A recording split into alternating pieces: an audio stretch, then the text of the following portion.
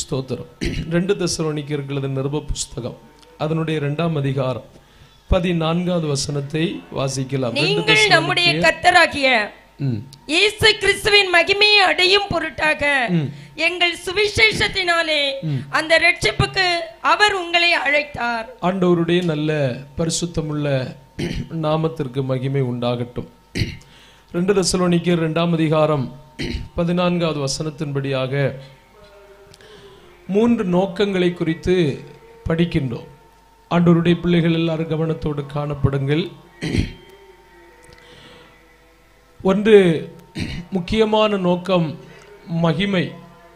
மகிமை சுதந்தரித்தல். அப்போ அந்த மகிமையை சுதந்தரிப்பதற்காக ஒரு தேவ பிள்ளையின் மேல் கர்த்தர் வைத்திருக்கிற நோக்கம் ரட்சிப்பு. அந்த ரட்சிப்பை சுதந்தரிப்பதற்காக தேவன் வைத்திருக்கிற நோக்கம் சுவிசேஷம். நான் சொன்னது புரிஞ்சுதா புரியலையா? புரியுதா? கேக்குதாங்க? Praise the lord. ஹல்லேலூயா. ஆண்டவர் உங்களை ஆசீர்வதிப்பாரா. கொஞ்சம் கவனிக்க. ஆண்டவர் உங்களை ஆசீர்வதிப்பாராக. அப்போ எல்லா மனுஷரும் மகிமை அடைய வேண்டும் என்பது தேவனுடைய ஒரு பிரதானமான நோக்கமா இருக்கிறது. ஏனென்றால் மனிதன் பாவம் செய்தபோது பாவத்தினால் மனிதனை விட்டு மகிமை என்ன செய்தது? இழந்து போனது. இன்றைக்கு நம்ம வியாதி உள்ளவர்களாகவும் இவ்வளவு கஷ்டம் உள்ளவர்களாகவும் பலவீனம் உள்ளவர்களாகவும் வருத்தம் உள்ளவர்களாகவும் ஒரே வார்த்தையில் சொல்ல போனால் முழு சாபத்திற்கும் நம்ம சொந்தக்காரர்களாய் மாறினதனுடைய காரணம் மனிதன் பாவம் செய்தபடினால் ஆண்டவர் சொன்னார், உன் நிமித்தமாய் பூமி சபிக்கப்பட்டிருக்கும். உன் நிமித்தமாய் பூமி சபிக்கப்பட்டிருக்கும். நீ உயிரோடு இருக்கும் நாளெல்லாம் இந்த சாபத்தை தான் என்ன செய்வாய்? சாப்பிடணும். முள்ளும் குறுக்கும் உனக்கு என்ன செய்யும்? முளைப்பிக்கும் அப்படி என்று சொன்னார். அப்போ அதனால தான் இன்னைக்கு இவ்வளோ கஷ்டங்கள், பூமியில் இவ்வளோ கஷ்டம், மனிதனுடைய சாயல் மாறி போனதும் ரூபம் மாறி போனதும், ஆமீன், மனிதனுக்கு தேவன் கொடுத்ததான தெய்வீக தன்மைகள் எல்லாமே இழந்து போனதற்கு காரணம் பாவத்தால். அது ரோமர் நிருப புஸ்தகம் 3ஆம் அதிகாரம் 21வது வசனத்தில் படிக்கும் போது அங்கே சொல்லப்பட்டிருக்கிறது, எல்லா மனுஷரும் பாவம் செய்து தேவ மகிமை அற்றவர்களாய் மாறி போனார்கள். நம்ம மட்டுமல்ல, இந்த சத்தத்தை கவனிக்கிறவர்கள் மாத்திரமல்ல, எங்கிருந்து ஆண்டவருடைய வார்த்தைகளை பார்க்கிறவர்கள் மாத்திரமல்ல, இந்த முழு உலகத்தில் வாழுகின்ற எல்லா மனுஷருக்கும் ஆதாமினால் வந்த பாவம், பாவத்தால் வந்த மகிமை எல்லா மனுஷரை விட்டு என்ன செய்து போனது? இழந்து போனது. இன்று வரைக்கும் அந்த கஷ்டத்தை கிறிஸ்துவுக்குள் வராதவர்கள் அனுபவித்துக் கொண்டிருக்கிறார்கள். கிறிஸ்துவுக்குள் வந்தவர்கள் அதையெல்லாம் கிறிஸ்துவுக்குள் சந்தோஷமாய் சகித்து ஏற்று இனி நித்திய மகிமையில போய் அது ஒன்றும் இல்லாதபடிக்கு சந்தோஷமாய் வாழ்வார்கள். ஆண்டவருக்கு மகிமை உண்டாகும். இப்போ இன்று வரைக்கும் பூமி அப்படிப்பட்டதான ஒரு பெரிய சாபத்துக்குள் வாழ்ந்து கொண்டிருக்கிறது. அதற்கு காரணம் என்ன அப்படி என்று சொன்னால், தேவன் மனிதனுக்கு கொடுத்த அந்த பிரகாசமான வாழ்க்கை, அந்த வெளிச்சமான வாழ்க்கை இருளாய் மாறிவிட்டது. சாதாரண இருள் அல்ல, அது சாபத்தால் வந்த ஒரு இருளாக மனிதனுக்கு சகலவிதமான துன்பத்தையும் நெருக்கத்தையும் கண்ணீரையும் கவலையையும் பாழ்கடிப்பையும் வருத்தத்தையும் உண்டாக்கக்கூடிய ஒரு மகாபெரிய சாபம். அப்போ இந்த தேவ மகிமை கொடுக்க வேண்டும் என்பது தேவனுடைய மகாபெரிய நோக்கம். நோக்கம் மட்டுமல்ல, அது விருப்பம் கூட. யோவான் எழுதின சுவிசேஷத்தின் புத்தகம் 17ஆம் அதிகாரம் 24வது வசனத்தில் படிக்கும்போது, யோவான் சுவிசேஷம் 17ஆம் அதிகாரம் 24வது வசனத்தை படித்து பாருங்கள். பிதாவே, உலக தோற்றத்துக்கு முன், பிதாவே, உலக தோற்றத்துக்கு முன் நீர் என்னில் அன்பாய் இருந்தபடியினால், நீர் என்னில் அன்பாய் இருந்தபடியினால், நீர் எனக்கு தந்த என்னுடைய மகிமையை, நீர் எனக்கு தந்த என்னுடைய மகிமையை, நீர் எனக்கு தந்தவர்கள் காணும்படியாக, நீர் எனக்கு தந்தவர்கள் காணும்படியாக, நான் எங்கே இருக்கிறேனோ, நான் எங்கே இருக்கிறேனோ அங்கே அவர்களும் என்னுடனே அங்கே அவர்களும் என்னுடனே கூட இருக்க நான் என்ன செய்கின்றேன்? விரும்புகிறேன். அப்ப தெய்வத்தினுடைய ஒரு விருப்பத்தை பார்த்தீங்களா? மனுஷன் இன்றைக்கு பல நேரத்திலும் பல காரியங்களை விரும்புவான், சோத்திரம். ஆனால் தெய்வத்தினுடைய ஆசை, தெய்வத்தினுடைய யோவான் எழுதின சுவிசேஷ புத்தகமாகவும் இயேசுவனுடைய ஸ்தோத்திரம் பரிந்து பேசுதல் ஜபம் அப்படி என்று அறியப்படுகிறது. அதாவது தம்முடைய சீசர்களுக்காகவும் தம்முடைய சீசர்கள் மூலமாக கர்த்தருடைய வார்த்தையை கேட்கிறவர்களுக்காகவும் அவர்கள் மூலமாய் தேவனுடைய வார்த்தைகளை இன்று வரைக்கும் கேட்கிற, அதாவது இன்றைக்கு நான் இந்த பிரசங்கித்துக் கொண்டிருக்கின்ற தேவ ஊழியர்கள் பிரசங்கித்துக் கொண்டிருக்கின்ற இந்த சத்தத்தை எல்லாம் கவனிக்கின்ற அவர்களுக்காகவும் நான் ஜெபிக்கின்றேன் என்று சொல்லி ஒரு மத்தியஸ்ததை ஜெபம் அல்லது பரிந்து பேசுகிற ஒரு ஜெபம் அப்படி என்று சொன்னால், ஆமென், பரமண்டலங்களில் இருக்கிற எங்கள் பிதாவே அல்ல, அது இயேசு கிறிஸ்து ஜெபிப்பதற்காக போதித்து தந்தது, கற்றுக் கொடுத்த ஜெபம். பூமிக்குரிய 4 காரியங்கள், பரலோகத்துக்குரிய 4 காரியங்கள், நீங்கள் ஜெபம் பண்ணும் போது இப்படி நீங்கள் ஜெபிக்க வேண்டும் அப்படி என்று சொல்லி பரலோகத்தை சார்ந்து இகலோகத்தை சார்ந்து ஜெபித்த கிறிஸ்துவின் ஜெபம் அப்படி என்று சொன்னால் அது யோவான் எழுதின சுவிசேஷம் 17ஆம் அதிகாரம். அதில் நிறைய ஜெப குறிப்புகள் இருக்கிறது. நான் இப்படி அடிக்கடி சபைக்கு சொல்லுவேன், போகிற இடத்துல எல்லாம் வாய்ப்பு கிடைத்தால் இது போல சொல்லிக் கொடுப்பேன்.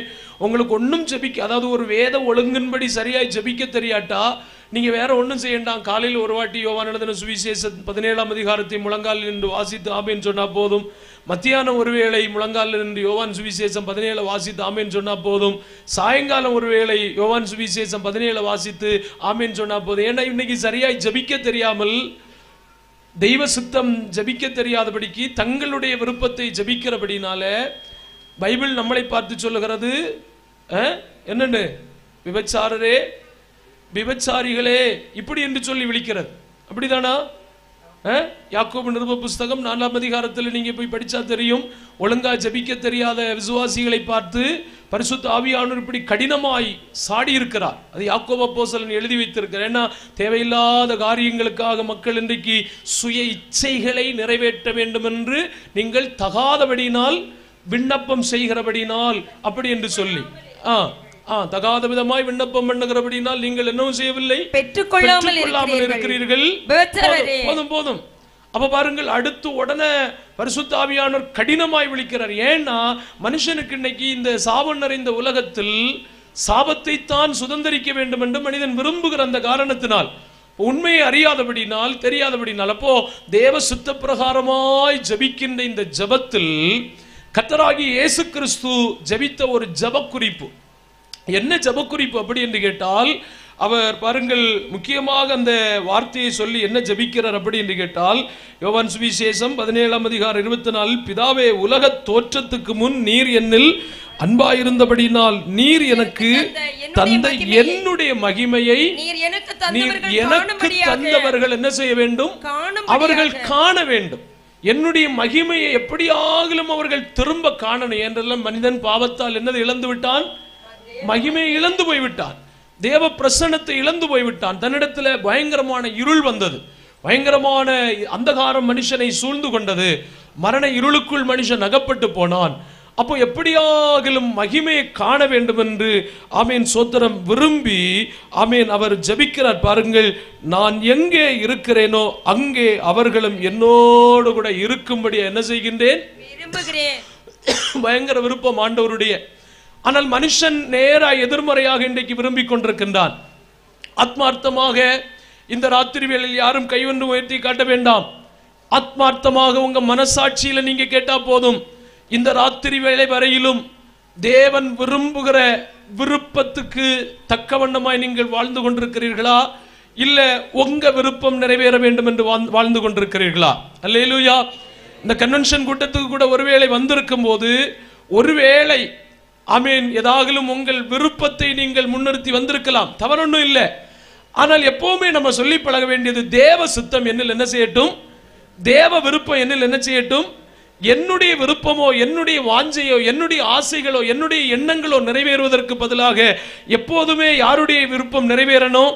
மனுஷனுக்கு இன்றைக்கு எப்போதுமே மனித குலத்திற்கு, அதாவது ஆமீன் மனிதர்கள் அப்படி என்று சொல்லுகின்றவர்களுக்கு தேவன் தன்னை படைத்த, தன்னை சிருஷ்டித்திருக்கிற, தன்னை உருவாக்கி இருக்கிற தெய்வம் அவர்களை குறித்து வைத்திருக்கிற விருப்பம் நிறைவேற வேண்டும் என்பதற்கு பதிலாக அல்லது மாறாக மனிதனுடைய விருப்பங்கள் நிறைவேற வேண்டும் என்று விரும்புகிறான். அது தெய்வத்துக்கு சித்தமில்லாதது ஒன்றும் நடக்காது. அதனால் மனிதன் தெய்வ சிநேகத்தை விட்டு கூட விலகி போக வேண்டிய கட்டாய சூழ்நிலைகள் இன்றைக்கு என்ன செய்து கொண்டிருக்கிறது? அதுக்கு மாறாக நீங்கள் சொல்லி பாருங்கள், ஆத்மார்த்தம், ஆண்டவரே என்னை படைத்தது நீர், எனக்கு சுவாசத்தை தந்தது நீர், என்னை நடத்தி கொண்டிருப்பது நீர், எனக்கு எல்லாமே நீர் தான் ஆண்டவரே, உம்முடைய விருப்பம் என்னில் நிறைவேறட்டும் என்று சொன்னால் அதை பார்க்கலாம் ஆசீர்வாதம் வேற ஒன்றும் இல்லை. அல்லேலூயா.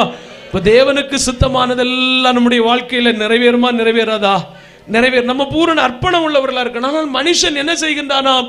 1-2 வசனத்தை சொல்லிட்டு நான் அங்க உள்ள போகிறேன். இங்க வரைக்கும் வந்ததுனால 1 தீமோத்தேயுனுடைய நிருப புஸ்தகத்தை நீங்கள் திருப்புவீர்களே ஆனால் அங்க சொல்லப்பட்டிருக்கிறது பாருங்கள். 1 தீமோத்தேயுனுடைய நிருப புஸ்தகம் 6ஆம் அதிகாரம் 7வது வசனத்தை எடுத்து வாசித்து பாருங்கள். 1 தீமோத்தேயு 6:7. ஒன்றும் கொண்டு வந்ததும் இல்லை, இதிலிருந்து நாம் ஒன்றும் கொண்டு போவதும் இல்லை என்பது நிச்சயம்.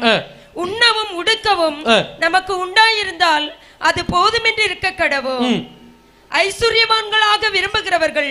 அப்ப அந்த வசனம் சொல்லுகிறது பாருங்கள், மனுஷனுக்கு என்ன ஆகணும்னு விருப்பம்?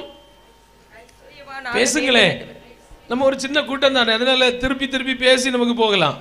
என்ன ஆசை? ஐஸ்வர்யவான்கள். தேவனுடைய ஆசை என்னது? உலக தோற்றத்துக்கு முன்பதாகவே நீர் எனக்கு தந்த மகிமையை அவர்கள் காணும்படியாகவும் நான் இப்ப எங்கே இருக்கிறேன் அங்கே இவர்கள் என்னோடு கூட இருக்க வேண்டும் என்று நான் என்ன செய்கிறேன்? விரும்புகிறேன். மனுஷனுடைய ஆசை என்னது? ஐஸ்வர்யவான் ஆகணும். பேசுங்க பாப்போம், என்ன ஆகணும்? அதனால் நான் சொன்னேன் இல்லையா, ஒரு மனிதன் தேவன் விரும்புகிறதை தான் விரும்பாமல் தேவனுக்கு விருப்பம் இல்லாத காரியத்தை மனிதன் விரும்புகிறபடினால் மனிதன் அநேக விதமான பிரச்சனையை தானே அவனுக்கு வாசலை என்ன செய்கிறான்? திறந்து கொடுக்கிறான். அநேக பிரச்சனைக்கு இப்ப பாருங்கள், தேவன் விரும்புகிறது மாத்திரம் எனக்கு நிறைவேறினால் போதும் என்று சொல்லுவதற்கு பதிலாக மனிதன் ஐஸ்வர்யவான் ஆக வேண்டும் என்று விரும்புகிறபடினால் அவனுக்கு என்னெல்லாம் வருதாம்? சோதனை, கண்ணியிலும் கண்ணி, மனுஷரை கேட்டிலும் அழிவிலும் அமிழ்த்துகிறது. அழிவு, அமிழ்தல், மதிகேடு, சேதமுமான பலவித இச்சைகளுக்குள் போய் என்ன செய்கிறார்களாம்? எதனால்? ஆத்மார்த்தமாக மனுஷன் ஆண்டவரே என்னை குறித்த என்னுடைய விருப்பம் அல்ல, என்னை குறித்த உம்முடைய விருப்பம் நிறைவேறட்டும் என்று சொல்லுவதற்கு தான் தயக்கம் உள்ளவனாய் வாழ்ந்து கொண்டிருக்கின்ற ஒரே ஒரு காரணத்தினால். இதனால தான் இன்னைக்கு நிறைய பேர் ஆவிக்குரிய வட்டாரங்களில், ஆவிக்குரிய உலகத்தில் அல்லது கிறிஸ்தவ வட்டாரம் என்று சொல்லுகின்றது, ஆண்டவருக்குள் வந்ததுக்கு பிறகும் ஏன் சோதனைக்குள் விழுகிறார்கள், ஏன் கண்ணிக்குள்ள போய் விழுகிறார்கள், ஏன் கேட்டுக்குள் விழுகிறார்கள், ஏன் மதிகெட்ட காரியத்தில் தலையிட்டார்கள், ஏன் இச்சையான காரியங்களுக்குள்ள போய் அகப்பட்டார்கள் அப்படின்னு கேட்டால் கேள்விக்கு விடைதான் இங்கே சொல்லப்பட்டிருக்கிறது. மனிதனுக்கு கொடுத்ததை இழந்த போது அந்த மனிதனுக்கு இழந்ததை தேவன் திரும்ப கொடுக்க வேண்டும் என்று விரும்புகிற தெய்வத்துக்கு விருப்பமான காரியத்தை மனிதன் சொந்தப்படுத்துவதற்கு பதிலாக, அடைந்து கொள்ள வேண்டும் என்பதற்கு பதிலாக, மனிதன் இன்றைக்கும் இந்த பூமியில் தான் ஒரு மகான் ஆக வேண்டும், அதுக்கொண்டு நம்ம ஆண்டவர் அதுக்கொண்டு எதிராளி ஒண்ணும் இல்லை, ஆண்டவர் இந்த பூமியிலே நமக்கு அனுமதிக்கப்பட்ட எல்லாவற்றையும் நம்ம அனுபவிக்கலாம், அதற்கு ஒன்றும் ஆண்டவர் எதிராளி இல்லை. ஆனால் நாம் தவறான விருப்பத்தை ஒருபோதும் கொள்ளவே கூடாது. அப்போ இந்த ராத்திரி வேளை ஆண்டவருடைய பிள்ளைகளை ஆமீன் கர்த்தர் பக்கமாக உங்கள் கவனத்தை கொண்டு வருவதற்கு நாங்கள் விருப்பப்படுகிறது என்னவென்று சொன்னால், தெய்வத்தினுடைய மகா பெரிய ஒரு நோக்கம். என்ன நோக்கம் அப்படி என்று சொன்னால், எல்லாரும் மகிமையை சுதந்தரிக்கணும். சந்தோஷம், அல்லேலூயா. எல்லாரும் எதை சுதந்தரிக்கணும்? மகிமையை சுதந்தரிக்கணும். மகிமையை சுதந்தரிக்கணும்னா ரட்சிக்கப்படணும். மகிமையை சுதந்தரிக்கணும்னா என்ன பண்ணணும்? சந்தோஷமா சொல்லுங்களேன், ரட்சிக்கப்படணும். ரட்சிக்கப்படாத ஒருவனுக்கும் எதை பார்க்க முடியாது? மகிமை பார்க்க முடியாது. அப்போ ரட்சிக்கப்பட வேண்டும் என்று சொன்னால் என்னது அறிவிக்கப்படணும்? சுவிசேஷம் அறிவிக்கப்படும். அதாவது அந்த ஒரு வசனத்தினுடைய 3 பகுதிகள். அதையாக இங்கே சொல்லுகிறார்கள், நீங்கள் நம்முடைய கர்த்தராகிய இயேசு கிறிஸ்துவின் மகிமை அடையும் பொருட்டு. படித்தோம் அல்லவா? 2 தெசலோனிக்கர் புத்தகம் 2ஆம் அதிகாரம் 14வது வசனம். நீங்கள் நம்முடைய கர்த்தராகிய இயேசு கிறிஸ்துவின் எதை அடையணும்? மகிமை அடையணும். மகிமை அடையும் பொருட்டாக எங்கள் சுவிசேஷத்தினால் அவர் உங்களை எதற்கு அழைத்தார்? ரட்சிப்புக்காக அழைத்தார். என்னத்துக்காக அழைத்தார்? வேத புஸ்தகத்தில் அப்ப நிறைய அழைப்புகள் இருக்கிறது. அப்ப இந்த ராத்திரி வேளையில் அன்பு தேவனுடைய பிள்ளைகளே, அன்பு கர்த்தருடைய மக்களே, என்னையும் உங்களையும் நம்மையும் இந்த தேசத்தில் இருக்கிற எல்லா தேவ பிள்ளைகளையும் கர்த்தர் எதற்கு நேராய் அழைத்துக் கொண்டிருக்கிறார்? ரட்சிப்புக்கு நேராய். சொல்லுங்க பாப்பா, எதற்கு நேராய் அழைக்கிறார்? ரட்சிப்புக்கு நேராய். எதற்கு ரட்சிப்புக்கு நேராய் அழைக்கிறார் என்று கேட்டால், ரட்சிப்பினால் மட்டுமே எங்க போய் சேர முடியும்? மகிமையை பார்க்க முடியும். எதை பார்க்க முடியும்? இங்க பாருங்க, இவ்வளவு இந்த பிரகாசமான சோத்திரம் லைட் எல்லாம் போட்ட பிறகு நமக்கே கண்ணை திறந்தீங்க என்ன செய்ய முடியல, பார்க்க முடியல. நேற்றை வரைக்கும் இந்த இடத்துல இவ்வளவு பிரகாசம் இருந்திருக்காது. இனி திங்கட்கிழமை நைட் வந்து பாருங்க, என்ன செய்யாது, இவ்வளவு பிரகாசம். இதுதான் இன்னைக்கு இருக்கின்ற பிரகாசம்.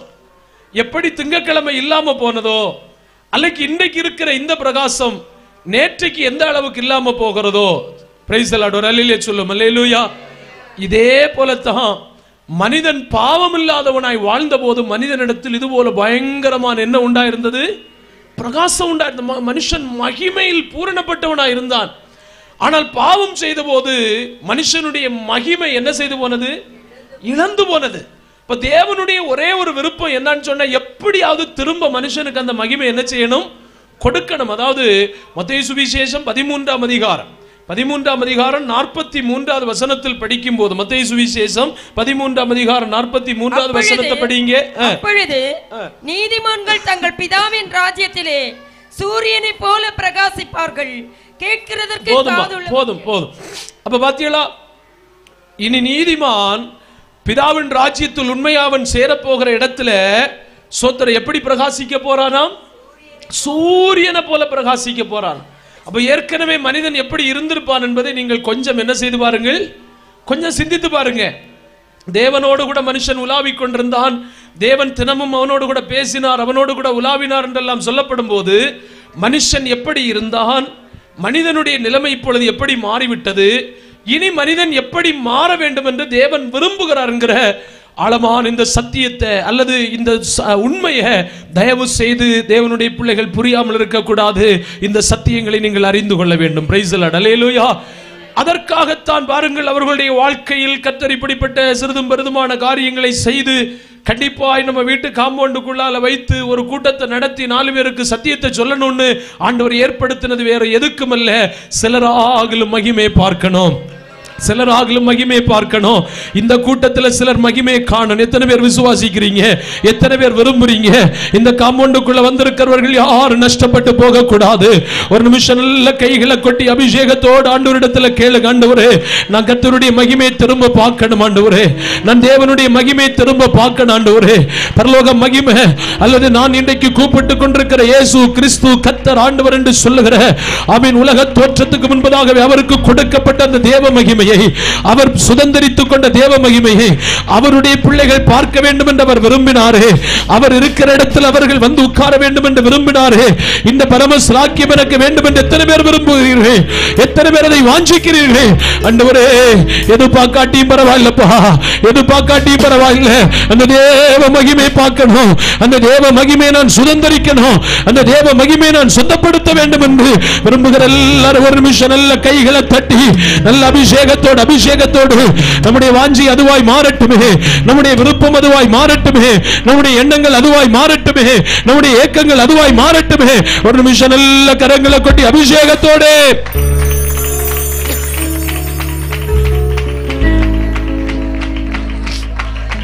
praise the Lord, praise the Lord, praise the Lord, praise the Lord, praise the Lord, praise the Lord, praise the Lord.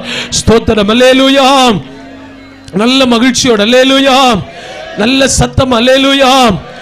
அப்போ ஒரு தேவ பிள்ளைக்கு தேவன் வைத்திருக்கிற அல்லது தெய்வம் விரும்புகிற அந்த மகிமையை அவன் சுதந்தரித்துக் கொள்ள வேண்டுமே ஆனால், அந்த மகிமை அவன் மறுபடியும் காண வேண்டுமே ஆனால், கண்டிப்பாக அவன் என்ன பெற்றாக வேண்டும், ரட்சிக்கப்பட்டாக வேண்டும். சொல்லுங்க பாப்பா, என்னது? ரட்சிக்கப்படணும். இப்ப ரட்சிக்கப்படுதல் என்ன என்பதை குறித்து நம்ம அறியணும். நான் சரியாக ரட்சிக்கப்பட்டிருக்கிறேனா என்பதை குறித்து நம்ம எல்லாரும் அறியணும். ஒரு பெரிய திட்டம், அது ஒரு பெரிய ப்ராசஸ். எபிரேயர்கள் எழுதின நிருப புஸ்தகம், அதாவது 2ஆம் அதிகாரம் அதனுடைய 4வது வசனத்தை வாசிக்கும் போது அங்க சொல்லப்பட்டிருக்கிறது. எபிரேயர் 2:4 அற்புதங்களினாலும் பலவிதமான பலத்த செய்கைகளினாலும் தம்முடைய சித்தத்தின்படி பகிர்ந்து கொடுத்த பரிசுத்த ஆவியின் வரங்களினாலும் தேவன் தாமே சாட்சி கொடுத்ததுமாய் இருக்கிற இவ்வளவு பெரிதான ரட்சிப்பை குறித்து, இவ்வளவு பெரிதான ரட்சிப்பை குறித்து எதை பார்க்கலும் பெருசு? அடையாளங்களை பார்க்கலும், அற்புதங்களை பார்க்கலும், பலவிதமான பலத்த செய்கைகளை பார்க்கலும். பாத்தீங்களா? அடையாளத்தை விட எது பெருசு? ரட்சிப்பு பெருசு. சொல்லு பாப்பா, இன்னைக்கு உலகத்தில் எது பெருசு? அடையாளம் தான் பெருசு, அற்புதம் தான் பெருசு, பலத்த செய்கைகள் தான். அப்ப வேதம் எதை சொல்லுகிறது? அடையாளங்களை விட எது பெருசு? ரட்சிப்பு பெருசு. அற்புதங்களை விட ரட்சிப்பு பெருசு. நாங்க சொல்றது புரியுதா? எதுதான் பெருசு? இவ்வளவு பெரிதான ரட்சிப்பு. அப்ப அடையாளங்களை குறித்து கவலையற்றவர்களா இருந்தால் தண்டனைக்கு தப்புவோம் என்றல்ல, அற்புதத்தை குறித்து, அற்புதம் எனக்கு நடக்கலையேன்னு நீங்கள் கவலைப்பட்டிருக்கிறதுனால சோத்திரம் தண்டனைக்கு தப்புவீர்கள் என்றல்ல. அதெல்லாம் சோத்திரம் உங்களுக்கு எது தேவையோ அதை கர்த்தர் கண்டிப்பாய் செய்வார். சோத்திரம் அல்லேலூயா. இந்த ராத்திரி வேளையில உங்களுக்கு தப்புவதற்கு வேற வழியே இல்லை, ஒரு சொல்யூஷனும் இல்லை, ஒரு மார்க்கமும் இல்லை, யாதொரு பாதையும் இல்லை, எந்த வழியும் இல்லை. தேவன் தான் உங்களுக்கு கண்டிப்பாக ஒரு அற்புதத்தை செய்யணும்னு தேவனுக்கு நல்லா தெரிந்திருக்கிறது. அது கர்த்தர் செய்யத்தான் செய்வார். சோத்திரம் அல்லேலூயா. அதுக்காக நம்ம கவலைப்பட வேண்டிய அவசியம் கண்டிப்பா இல்லை. அதையெல்லாம் நீங்க அப்படித்தான் பார்க்கணும். அதை நீங்க எப்படி சொல்லணும், எப்படி நினைக்கணும் வேண்டும் என்று கேட்டால், அற்புதம் அப்படி என்று சொல்லுகிறது எனக்கு செய்யணும்னு கர்த்தருக்கு தெரியும். எனக்கு அது தேவையானால், எனக்கு சுகம் தேவையானால் கர்த்தர் அதை தருவார். அதுக்காக நம்ம கவலைப்பட வேண்டிய அவசியம் பைபிள் அப்படிதான் சொல்லுது. அல்லேலூயா. ஆகாரத்தை பற்றி நம்ம கவலைப்பட வேண்டிய அவசியம், உடைய பற்றி கவலைப்பட வேண்டிய அவசியம் இந்த ராத்திரி வேளையில் அப்படியான நல்லா புரிந்து கொள்ள வேண்டும். இயேசு கிறிஸ்துவினிடத்தில் அற்புதம் நடக்கவில்லை என்று கவலைப்படக்கூடாது, அடையாளம் நடக்கவில்லை என்று கவலைப்படக்கூடாது, அதிசயங்கள் பலத்த செய்கைகள் நடக்கவில்லை என்று கவலைப்படக்கூடாது. ஆனால் ரட்சிக்கப்படாமல் இருந்தால் கவலைப்படணும். ஆமென். ரட்சிக்கப்படாமல் இருந்தால் ஏன் கவலைப்படாமல் இருக்கக்கூடாது என்று சொல்லுகிறார். கவலைப்பட்டு தான் ஆக வேண்டும் என்று கர்த்தர் சொல்லுகிறதுக்கு காரணம், ரட்சிக்கப்படாத ஒருவன் தண்டனைக்கு தப்ப முடியாது. அதனால் அற்புதம் பெற்றவர்கள் எல்லாரும் தண்டனைக்கு தப்பினார்கள் என்று ஒரு அர்த்தமும் இல்லை. அடையாளம் நடந்தவர்கள் எல்லாம் தண்டனைக்கு தப்புவிக்கப்பட்டார்கள் என்று யாதொரு வசன தெளிவும் இல்லை. அதிசயங்கள் கண்டவர்கள் எல்லாம் வரப்போகின்ற அற்புதம், வரப்போகின்ற கோபாக்கனைக்கு தப்புவிக்கப்பட்டார்கள் என்று யாதொரு தெளிவும். அதனால் தயவு செய்து உங்க வாழ்க்கையில என்ன குறைகள் இருந்தாலும் அதை பற்றி கவலைப்படக்கூடாது. இந்த ராத்திரி வேளை ஆவியானுடைய உதவியோடு சொல்லுகிறேன், உடைய குறித்தோ, சாப்பாட்டை குறித்தோ, வீட்டை குறித்தோ, ஆமென், இந்த உலக காரியங்களை குறித்தோ எத்தனை பேர் விசுவாசிக்கிறீங்க? யாதொரு காரியத்தை குறித்தும் கவலைப்படக்கூடாது. அதெல்லாம் தேவன் உங்களுக்கு செய்வார். இன்றைக்கு நீங்கள் ஏதாவது விதத்தில் உங்களை குறித்தோ, உங்கள் குடும்பத்தை குறித்தோ, உங்கள் குடும்பத்தின் காரியத்தை குறித்தோ கவலையோடு ராத்திரி வேளையில வருத்தத்தோடு நீங்கள் வந்திருந்தால் உங்கள் கவலைகளை எல்லாம் நீங்கள் கர்த்தர் மேல வைத்து விடுங்கள். அதெல்லாம் கர்த்தர் உங்களுக்கு நிறைவேற்றுவார். எத்தனை பேருக்கு விசுவாசம் உண்டு? ஒரு நிமிஷம் நல்ல கரங்களை கொட்டி அபிஷேகத்தோடு ஆவியில நிரம்பி, ஆண்டவரே அற்புதம் நடக்காட்டியும் பரவாயில்லை, அதிசயம் நடக்காட்டியும் பரவாயில்லை, அதை விட மேலான ஒன்று இருக்கிறது, அதுக்கு விட மேலான வேறொன்று இருக்கிறது, அதை விட பெரிதான ஒன்று இருக்கிறது. உடபா ரகதா நகதனோ அத்துநாத ரகப சந்தலகதனோ அத்துடாபலக ஷபரகத்தினா உடபலகடரக சந்தரகதுனியோ.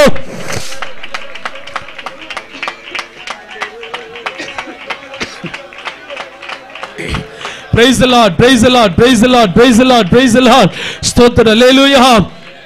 மகிழ்ச்சியோட அல்லேலூயா.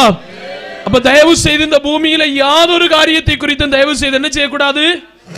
அதனாலே ஆண்டவர் படிச்சு சொன்னார், உடைக்காக நீங்கள், உணவுக்காக நீங்கள், ஆமென், வஸ்திரத்துக்காக உடைக்காக கவலைப்படக்கூட, உங்கள் ஜீவனுக்காக நீங்கள் என்ன செய்யக்கூடாது?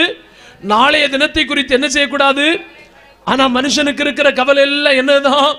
என்னத்தை உடுப்போம், என்னத்தை உண்போம், எங்கே படுப்போம், எப்படி பயணிப்போம், என்ன கட்டுவோம், என்ன நாட்டுவோம். ஆமென். ஏறக்குறைய இங்க வந்திருக்கிறவர்களுக்கும் கவலை எல்லாம் எதுதான்? அல்லேலூயா. அமிர்தாஞ்சன் போட்டா மாறுமா, விக்ஸாக்சன் 500 போட்டா மாறுமா, இல்ல ட்ரிப் அடிச்சா மாறுமா, இல்ல இன்சுலின் எடுத்தா மாறுமா? ஆக மனுஷனுக்கு எல்லாம் எதுதான் கவலை? ரட்சிக்கப்பட்டிருக்கிறோமா என்று கவலைப்படுங்கள். நான் நினைக்கிறேன் பரலோகத்துக்கு கூட என்ன கவலை தெரியுமா? ஒரு மனிதன் ரட்சிக்கப்படாமல் இருக்கிறான் என்பதுதான் கவலை. மனதில் நினைவு வருகிறபடி நான் அதை சொல்லிட்டு உள்ள போறேன். பரலோகத்துக்கு கூட என்ன கவலை, தேவனுக்கு கூட என்ன கவலை என்று கேட்டால், ஒரு மனுஷனுக்கு அற்புதம் நடக்கவில்லை என்று கர்த்தர் கவலைப்பட்டதாய் நமக்கு படிக்க முடியவில்லை. ஒரு மனிதனுக்கு அடையாளம் நடக்கவில்லை என்று ஆண்டவர் கவலைப்பட்டதாய் படிக்கவில்லை. ஒரு மனிதனுக்கு பலத்த செய்கை அவனுடைய காரியத்தில் நாட்களில் நடக்கவில்லை என்று கர்த்தர் கவலைப்படவில்லை. ஆனால் ஒரு மனிதன் ரட்சிக்கப்படவில்லை என்று பரலோகம் என்ன செய்யப்பட்டிருக்கிறது? கவலைப்பட்டிருக்கிறது. அதற்கு ஒரு உதாரணம் நினைவு வருகிறது. உங்களுக்கு தெரிந்திருந்தாலும் சொல்லிவிடுகின்றேன். அப்போஸ்தலர் நடபடிகள் புத்தகம் 10ஆம் அதிகாரத்தை நீங்க படிச்சா உங்களுக்கு சரியா தெரியும். அப்போஸ்தலர் நடபடிகள் 10ஆம் அதிகாரம். இந்த 10ஆம் அதிகாரத்துல ஆமீன் ஸ்தோத்திரம், ஒரு அழகான ஒரு அற்புதமான ஒரு குடும்பம். பிரைஸ் தி லார்ட், அல்லேலூயா.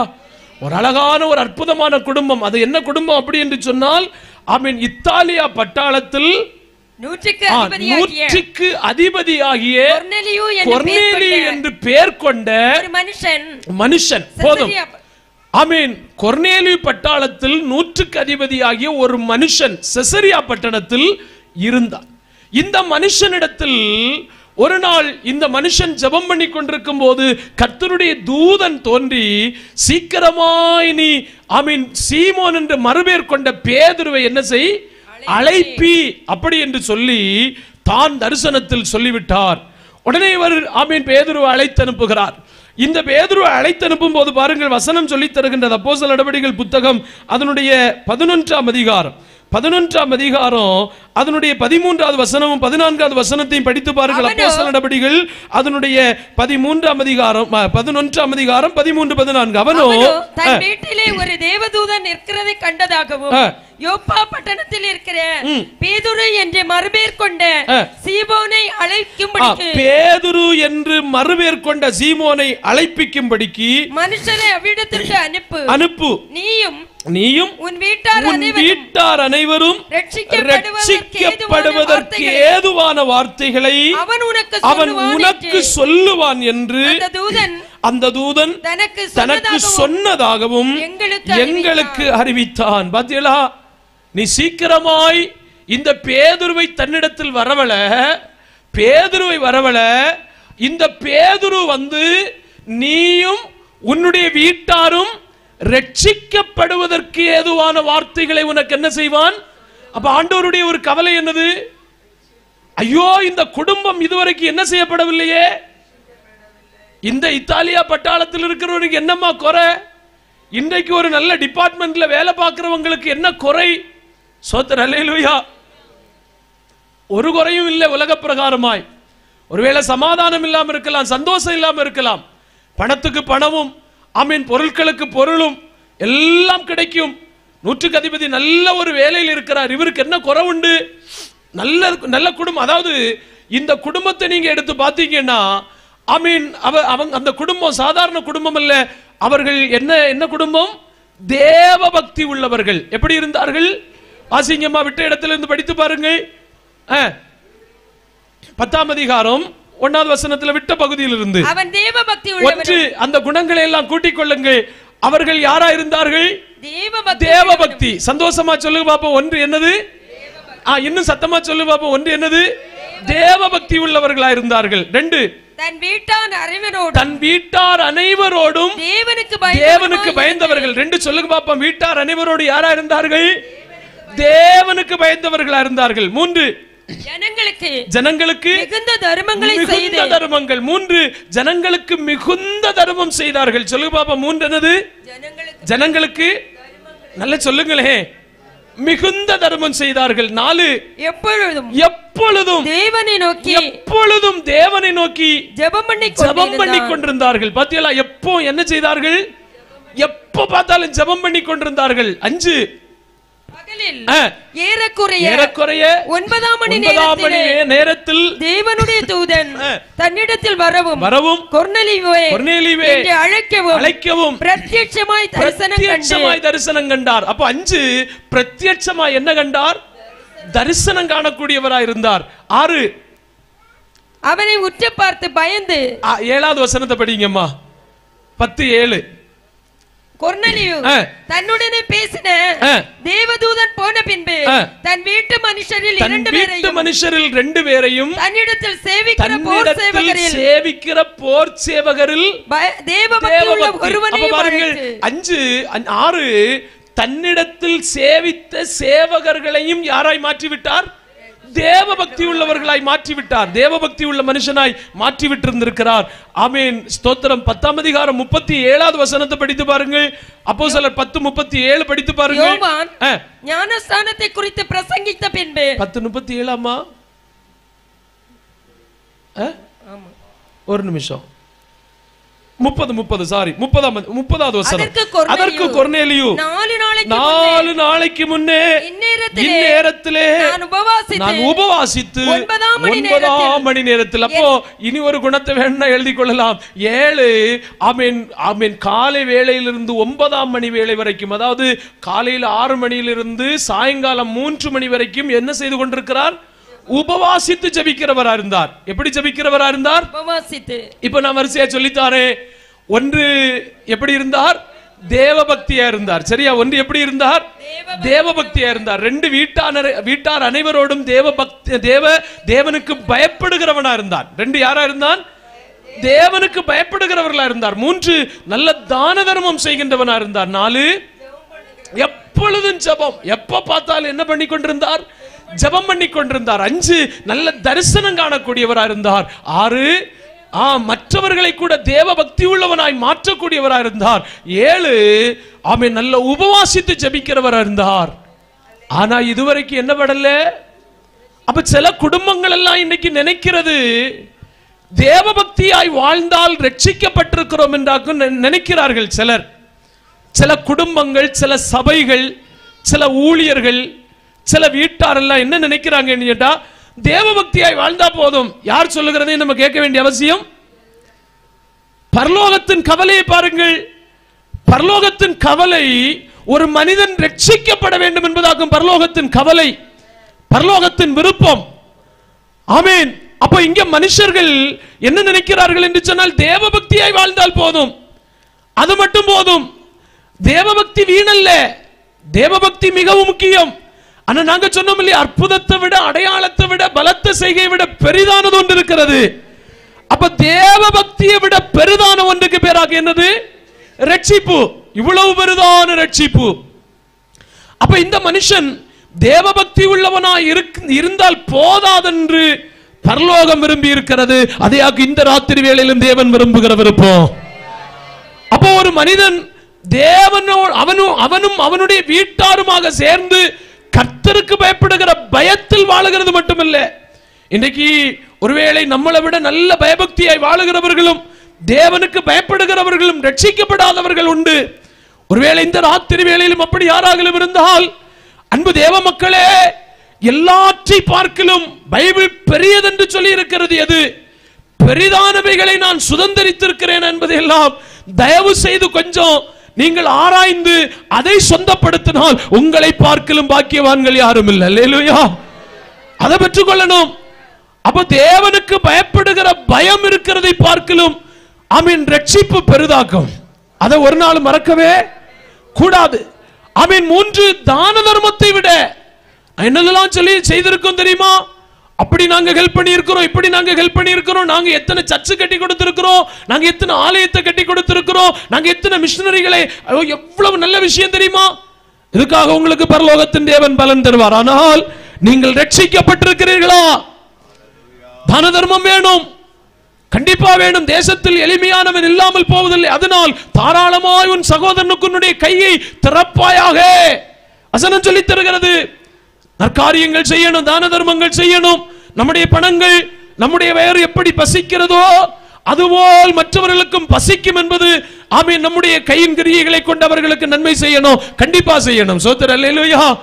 உண்டவன் உண்ட பின்பு மீண்டும் மீண்டும் உண்கின்றான், பசியாகும் போது உண்கின்றான், உண்ணாதவனுடைய நிலைமையோ இன்னும் அவன் அறியான். நமக்கு 3 வேளை 4 வேளை 5 வேளை சாப்பாடும் நல்ல வஸ்திரங்கள் இருக்கும் போது நாம் இன்றைக்கு எளியவர்களை மறந்திருக்கிறோம் தேசத்தில். அதெல்லாம் பெரிய துரோகம் தான். ஒருவன் நன்மை செய்ய திராணி இருக்கும் போது அவன் செய்யத்தக்கவர்களுக்கு செய்யாமல் இருப்பது அது அவனுக்கு பாவம் என்று எண்ணப்படும் என்று வசனம் சொல்லித் தருகிறது. தான தர்மம் செய்யணும், உண்மை. ரட்சிக்கப்பட்டிருக்கிறீர்களோ? ஆமீன். அடுத்து எப்ப பார்த்தாலும் ஜெபம், எப்ப பார்த்தாலும் பிரேயர். பிரேயர் லைஃப் எப்படி இருக்கு? என்ன நினைக்கிறீங்க? 24 மணிக்கு நாங்க என்னதான் போனாலும் ஜெபம், வந்தாலும் ஜெபம், உட்கார்ந்தாலும் ஜெபம், எழும்பினாலும் ஜெபம், எதுக்கும் ஜெபம், எல்லாத்துக்கும் ஜெபம். நல்லதே. ஆனா உங்க ஜபம் அல்ல, ஜபத்துக்கு மேலானது, ஜபத்தை விட பெரிதானது. அதனால ஜபம் வேண்டாம் என்று இதுல சொல்லப்பட்டிருக்கிற காரியங்கள் ஒன்று வேண்டாம் என்று சொல்லுகிறது. இதை விட மேலான ஒன்று இருக்கிறது. அதுக்கு பேராக சால்வேஷன், ரட்சிப்பு. இவ்வளவு பெரிதான ரட்சிப்பை குறித்து கவலையற்றிருந்தால் வரும் தண்டனைக்கு நாம் தப்பித்துக் கொள்ளவே பெரிய ஆபத்து வரப்போகிறது. இப்ப இந்த காலத்தில் அதை பற்றி இனி சொல்லி புரிய வைக்க வேண்டிய அவசியம் இல்லை. பயங்கர ஆபத்துகள் சம்பவித்துக் கொண்டிருக்கிற தேசத்தில் இவைகளுக்கு நம்ம தப்புவிக்கப்படணும்னா தேவனுடைய ரட்சிப்பை நம்ம சுதந்திரித்தாகணும். அப்போ ஆமீன், அதை விட பெருசு ஆமீன் தரிசனம் காணுகிறதோ சொப்பனம் காணுகிறதோ அல்ல. ஆமீன், நாங்க தேவ தரிசனத்தை காணுகிறோம், நல்லது, வெரி குட். ஆமீன், இன்னும் காணுங்க, தரிசனம் காணுங்க, சொப்பனம் காணுங்க, தேசத்துக்காய் வரப்போகிற ஆபத்துகளுக்காய் திறப்பில் நில்லுங்க, நல்லதே. ஆனால் தரிசனம் காணுகிறதோடல்ல, ரட்சிக்கப்பட்டிருக்கிறீர்களா? ஆமீன். நாங்க எங்களை மாத்திரமல்ல மற்றவர்களை கூட நாங்கள் தேவ பக்தி உள்ளவர்களாய் மாற்றி இருக்கிறோம். நல்லது பிரதர், எவ்வளவு நல்ல விஷயம் பண்ணி இருக்கிறீங்க தெரியுமா? ஆனால் நீங்கள் ரட்சிக்கப்பட்டிருக்கிறீர்களா? ஆமீன். அதுக்கு மேலே நாங்க அடிக்கடி உபவாசிக்கிறவர்கள். எங்களுடைய எல்லா பிரச்சனைக்கு நாங்கள் உபவாசத்தை தான் நாங்கள் ஆதாரமாக்கி இருக்கிறோம். ரொம்ப நல்லது. ஆனால் இவ்வளவு நல்ல குணம் கொண்ட இந்த மனிதன் மேல் பரலோகத்துக்கு ஒரு கவலை இருந்திருக்கிறது. என்ன கவலை தெரியுமா?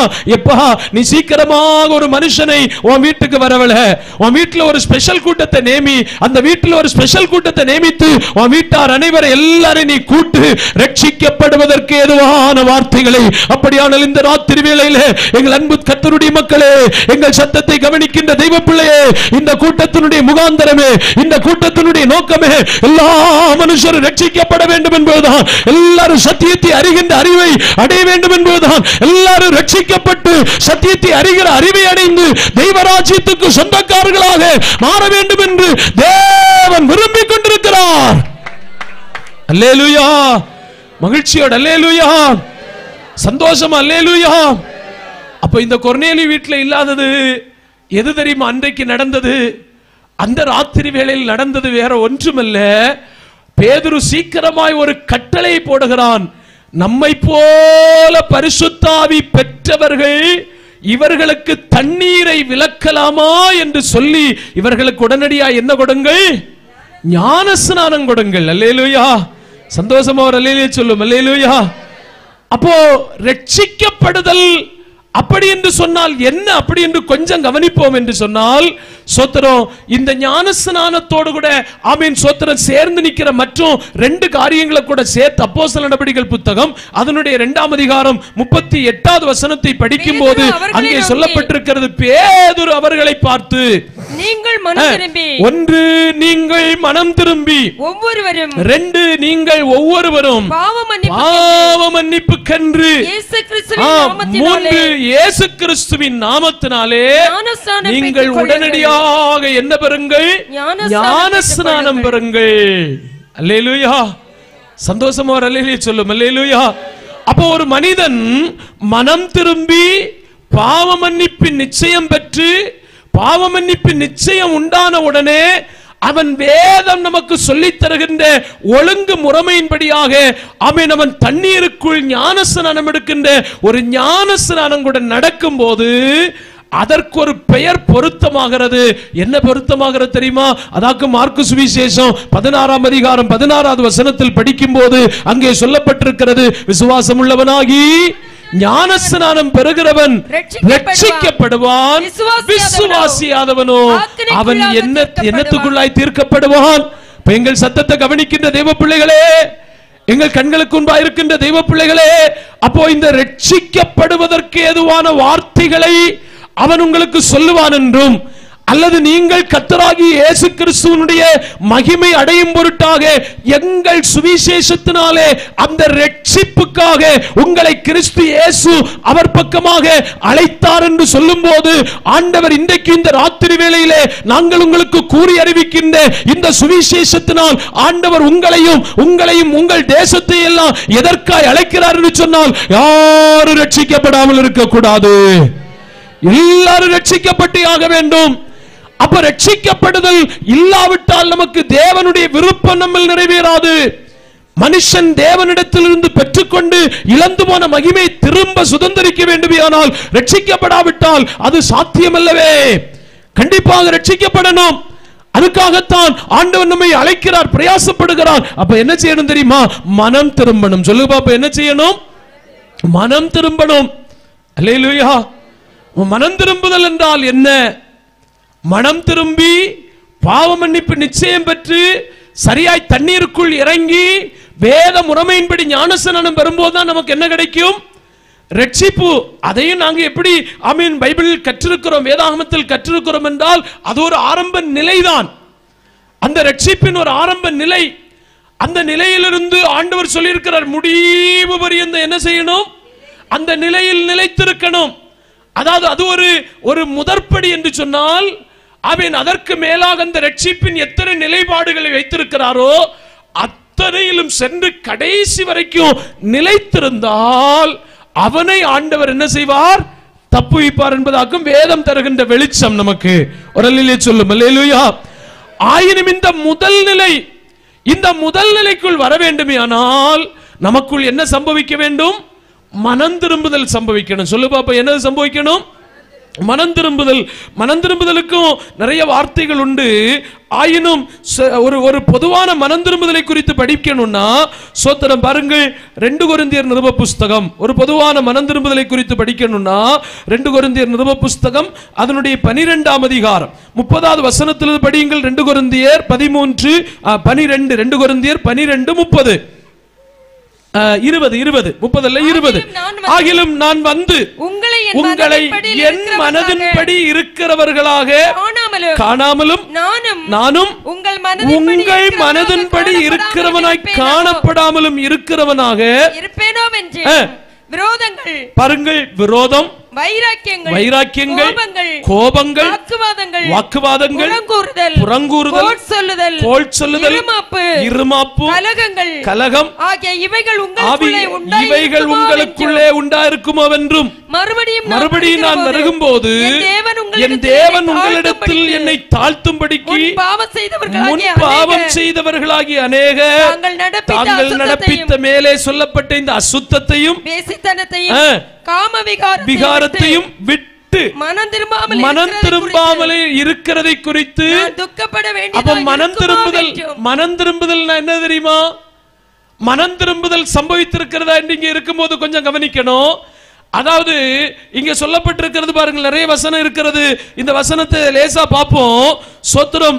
விரோதம் இல்லை என்று சொன்னால் அவர்களுக்கு பேர் என்னது? மனம் திரும்பி இருக்கிறார்கள் என்ற அர்த்தம். என்ன இருக்கான்னு சோதிச்சு பார்க்கணும். இல்ல, விரோதம். அல்லேலூயா. நல்ல சந்தோஷம். அல்லேலூயா. விரோதம். அதாவது யாரும் யாரையும் விரோதிக்க கூடாதவர்களாயிருந்தால், விரோதம் இல்லாமல் இருந்தால் நம்முடைய பெயர் என்னது? நாம் என்ன செய்திருக்கிறோம்? மனம் திரும்பி இருக்கணும் அர்த்தம். அடுத்து சொல்லப்பட்டிருக்கிறது என்னது? வைராக்கியம். வைராக்கியம் இல்லாமல் வாழ்ந்து கொண்டிருக்கிறோமானால் என்ன இருக்குன்னு அர்த்தம்? மனம் திரும்பி இருக்கோன்னு அர்த்தம். Praise the lord. அல்லேலூயா. அடுத்து 3வது என்ன சொல்லப்பட்டிருக்கு? கோபம். கோபம் இல்லாதவர்கள், கோபம் இல்லாமல் இருந்தால் என்ன நடந்திருக்கிறது? மனம் திரும்பி இருக்கோன்னு அர்த்தம். கோபம் இல்லாத இருந்தால். அடுத்து என்ன சொல்லி இருக்கு? வாக்குவாதங்கள். அதாவது அது குற்றம், இது குற்றம், அப்படி குற்றம், இப்படி குற்றம் அப்படின்னு சொல்லிட்டு வாக்குவாதங்கள். வாக்குவாதம் இல்லாமல் இருந்தால் எதுக்கு அடையாளம்? சந்தோஷமா சொல்லுங்களேன். மனம் திரும்பி இருக்கிறோம்னு அர்த்தம். அடுத்து புறங்கூறுதல் அப்படி என்று சொன்னால் சோத்திரம், மற்றவர்களை பற்றி தூஷண வாக்குகளும் வார்த்தைகளும் சொல்லிக் கொண்டு திரிதல், புறங்கூறி கொண்டு திரிதல். ஆமென். உங்களை பற்றி நான் சொல்லிக் கொண்டிருப்பதும் என்னை பற்றி நீங்கள் சொல்லிக் கொண்டிருக்கின்ற இப்படி தேவையில்லாத காரியங்கள் பேசிக் கொண்டிருக்கின்ற புறங்கூறுதல்கள். அதுபோல அது கொத்ததா என்னது? கோள் சொல்லுதல், கோள் சொல்லுகிற காரியம். அதுபோல் இருமாப்பு, கலகங்கள் ஆகிய இவைகள் உங்களுக்குள் உண்டாயிருக்கும் என்றும். அடுத்து முன் செய்த பாவங்களாகிய, அதாவது மேல் சொல்லப்பட்ட இந்த காரியங்களாக என்னது? முன் செய்த பாவங்கள். முன் செய்த பாவங்களாகி இவைகள். அடுத்து அதுபோல என்ன தெரியுமா? அசுத்தம். அசுத்தம். அசுத்தம் என்று சொன்னால் தன்னை கெடுத்து வாழுகின்ற வாழ்க்கை.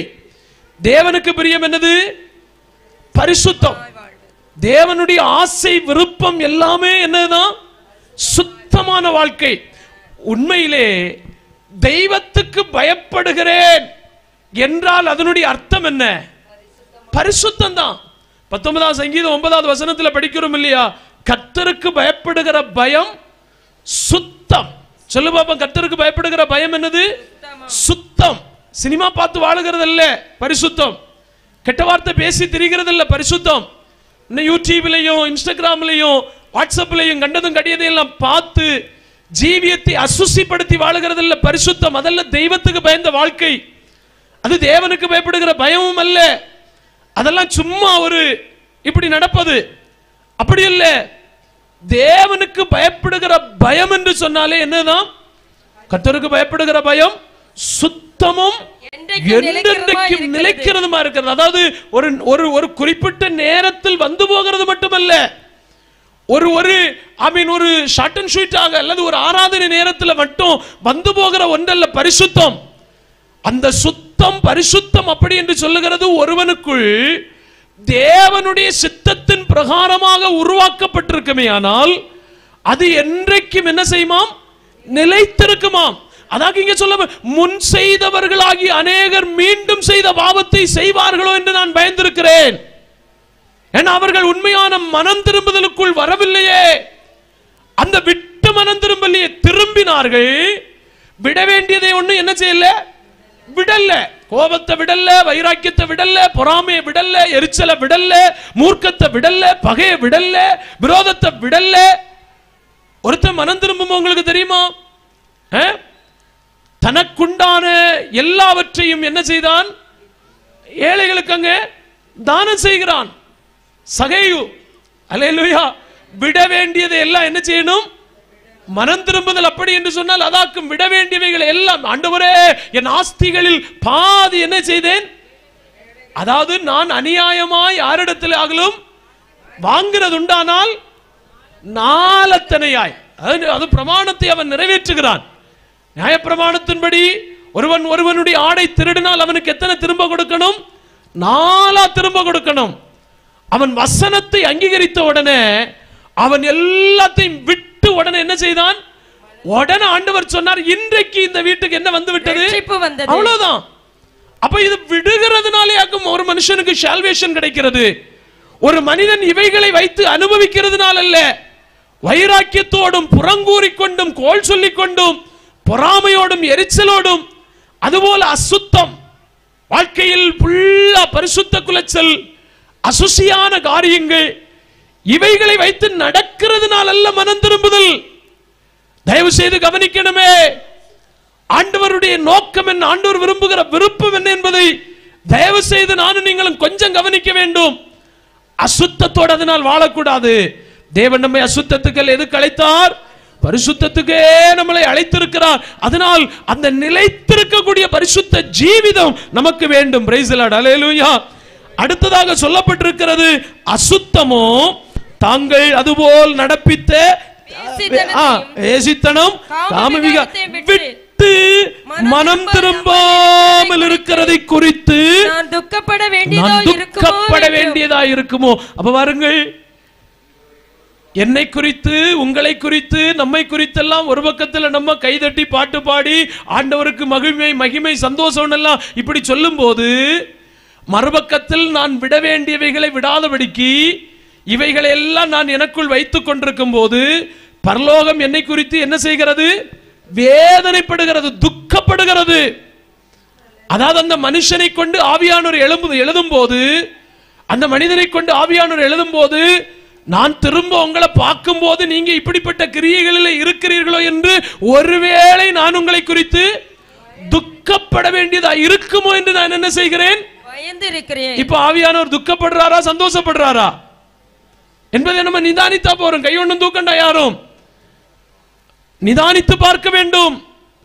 அதனால் இப்படிப்பட்ட குணங்கள், இப்படிப்பட்டதான கிரியைகள், இவைகளை முதலாவது நம்மை விட்டு விலக்குவதற்கு பேராக என்னது? மனம் திரும்புதல். அல்லேலூயா. அவர்கள் நிமித்தமாக யாக்கும் பரலோகத்தில் என்ன உண்டாகும்? பெரிய சந்தோஷம். சாதாரண சந்தோஷம் இல்லை. என்ன சந்தோஷம்? மிகுந்த சந்தோஷம். ஹல்லேலூயா. அதாவது லூக்கா 15 நீங்க வீட்டுல போய் படிச்சா போதும், உங்களுக்கு தெரிஞ்ச சம்பவம் தான் சொல்லி விடுகிறேன்.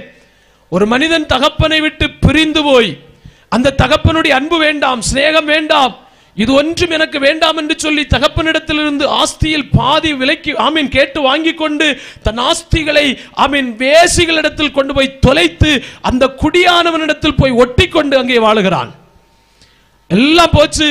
அந்த தேசத்தில் அவன் குறைபட தொடங்கினான் இல்லையா? இதெல்லாம் சம்பவித்த போது தனக்குள் ஒரு குற்ற உணர்வு, அதாவது புத்தி தெளிதல்.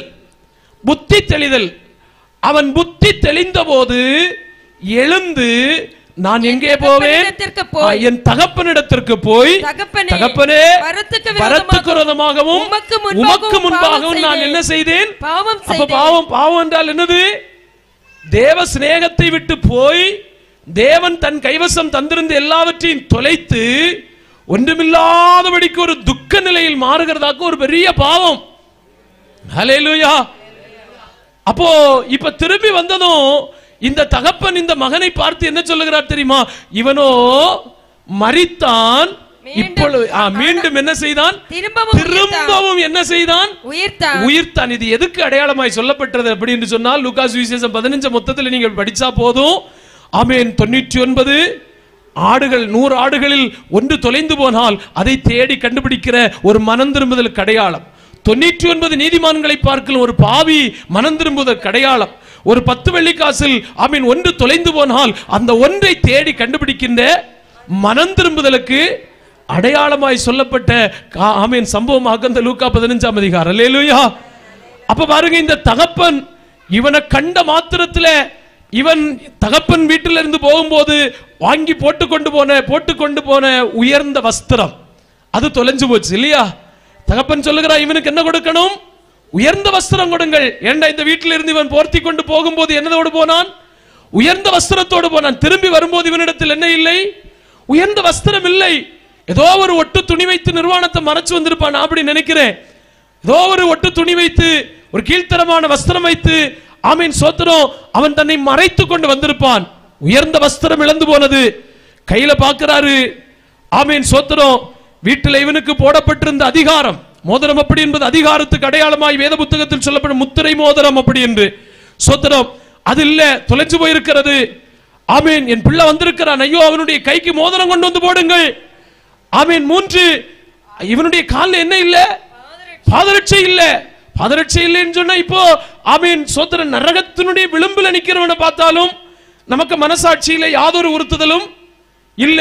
பாதரட்சை என்றால் சுவிசேஷத்தின் ஆயத்தத்துக்குரிய பாதரட்சை. அதாவது அவன் அடுத்த ஸ்டெப் கால் வச்சான்னா அக்னிக்குள்ளையாக விழுவான் அப்படி என்கிற உணர்த்துதல் இல்ல. அவனை பார்த்தாலும் நம்ம திரும்பி வந்து விடுகிறோம். போட்டு அவன் பாதாளத்தில் போனாலும் பரவாயில்லை, என்ன யாதொரு ஆயத்தமும் இல்லை. அப்ப சகோதரா, நீ கொஞ்சம் திரும்பு, நீ ஆண்டவர் பக்கம் வா அப்படி என்று சொல்லக்கூடிய சுவிசேஷத்தின் ஆயத்தம் இல்ல. யாரும் இப்பொழுது அந்த பழக்கங்கள் குறைகிறது இல்லை என்றல்ல நான் சொல்லுகிறது. அன்பரை எப்ப பார்த்தாலும் எந்த சூழ்நிலையிலும் ஒருவேளை திடீரென்று கை காட்டி ஒரு ஆள் நம்ம பைக்கு பின்னாடி ஏறுவாங்க, நம்ம கார்ல ஏறுவாங்க, பஸ்ல வந்து உட்கார ஆண்டவர் வாய்ப்பு தருவார். எங்கேயாவது ஒரு நல்ல வீட்லயோ எங்கேயாவது ஒரு கெட்ட எங்கேயாவது போகும்போது யாதோ ஒருவரை கொண்டு வருவார். எப்ப பார்த்தாலும் சுவிசேஷம் சொல்ல நம்ம ஆயத்தமா இருக்கணும். சோத்திரம், அல்லேலூயா.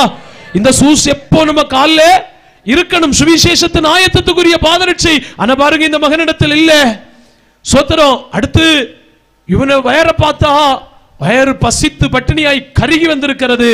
உடனே சொல்ல, இவனுக்கு கொளுத்த சந்தை கொண்டு வந்து அடியுங்க. என்ன பிள்ளை சாப்பிடாம வந்திருக்கிறான். என்ன கொஞ்சம் முன்னாடி வரைக்கும் இவனுக்கு ஆசை என்ன தெரியுமா? பன்றியின் தவிட்டை சாப்பிட ஆசையா இருந்தான். அது கூட அவனுக்கு கிடைக்கவில்லை. பன்றியின் தவிடு கிடைக்கவில்லை. பாருங்க, திரும்புதல் என்று சொன்னால் என்ன தெரியுமா? அந்த போன இடத்தில் நடந்த பாவ சம்பந்தப்பட்ட அத்தனை காரியங்களை விட்டு கொண்டு தகப்பனிடத்தில் வருகின்ற பேராக்கும் மனம் திரும்புதல். உடலிலே சொல்லும், அல்லேலூயா. அதுக்கு பேராக்கும் மனம் திரும்புதல். அப்போ மனம் திரும்புதலோடு அல்ல, ஒரு ரட்சிப்பின், அப்படி ரட்சிக்கப்படுதல் என்கிற வார்த்தை ஒரு மனிதனுக்கு எப்பொழுது அது பொருத்தமாகிறது, எப்பொழுது அவனுக்கு இணைக்கப்படுகிறது என்று கேட்டால், அவன் சில விட வேண்டிய காரியங்களை விட்டு கொண்டவன் என்ன செய்யணும்? திரும்பணும். சொல்லு பாப்பா, என்ன செய்யணும்?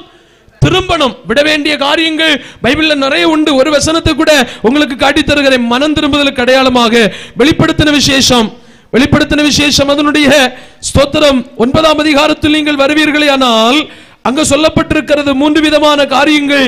வெளிப்படுத்தின விசேஷம் அதனுடைய 9ஆம் அதிகாரம் அதனுடைய ஸ்தோத்திரம் 19, 20 வாசித்து பாருங்கள். வெளிப்படுத்தல் 9, 19, 20.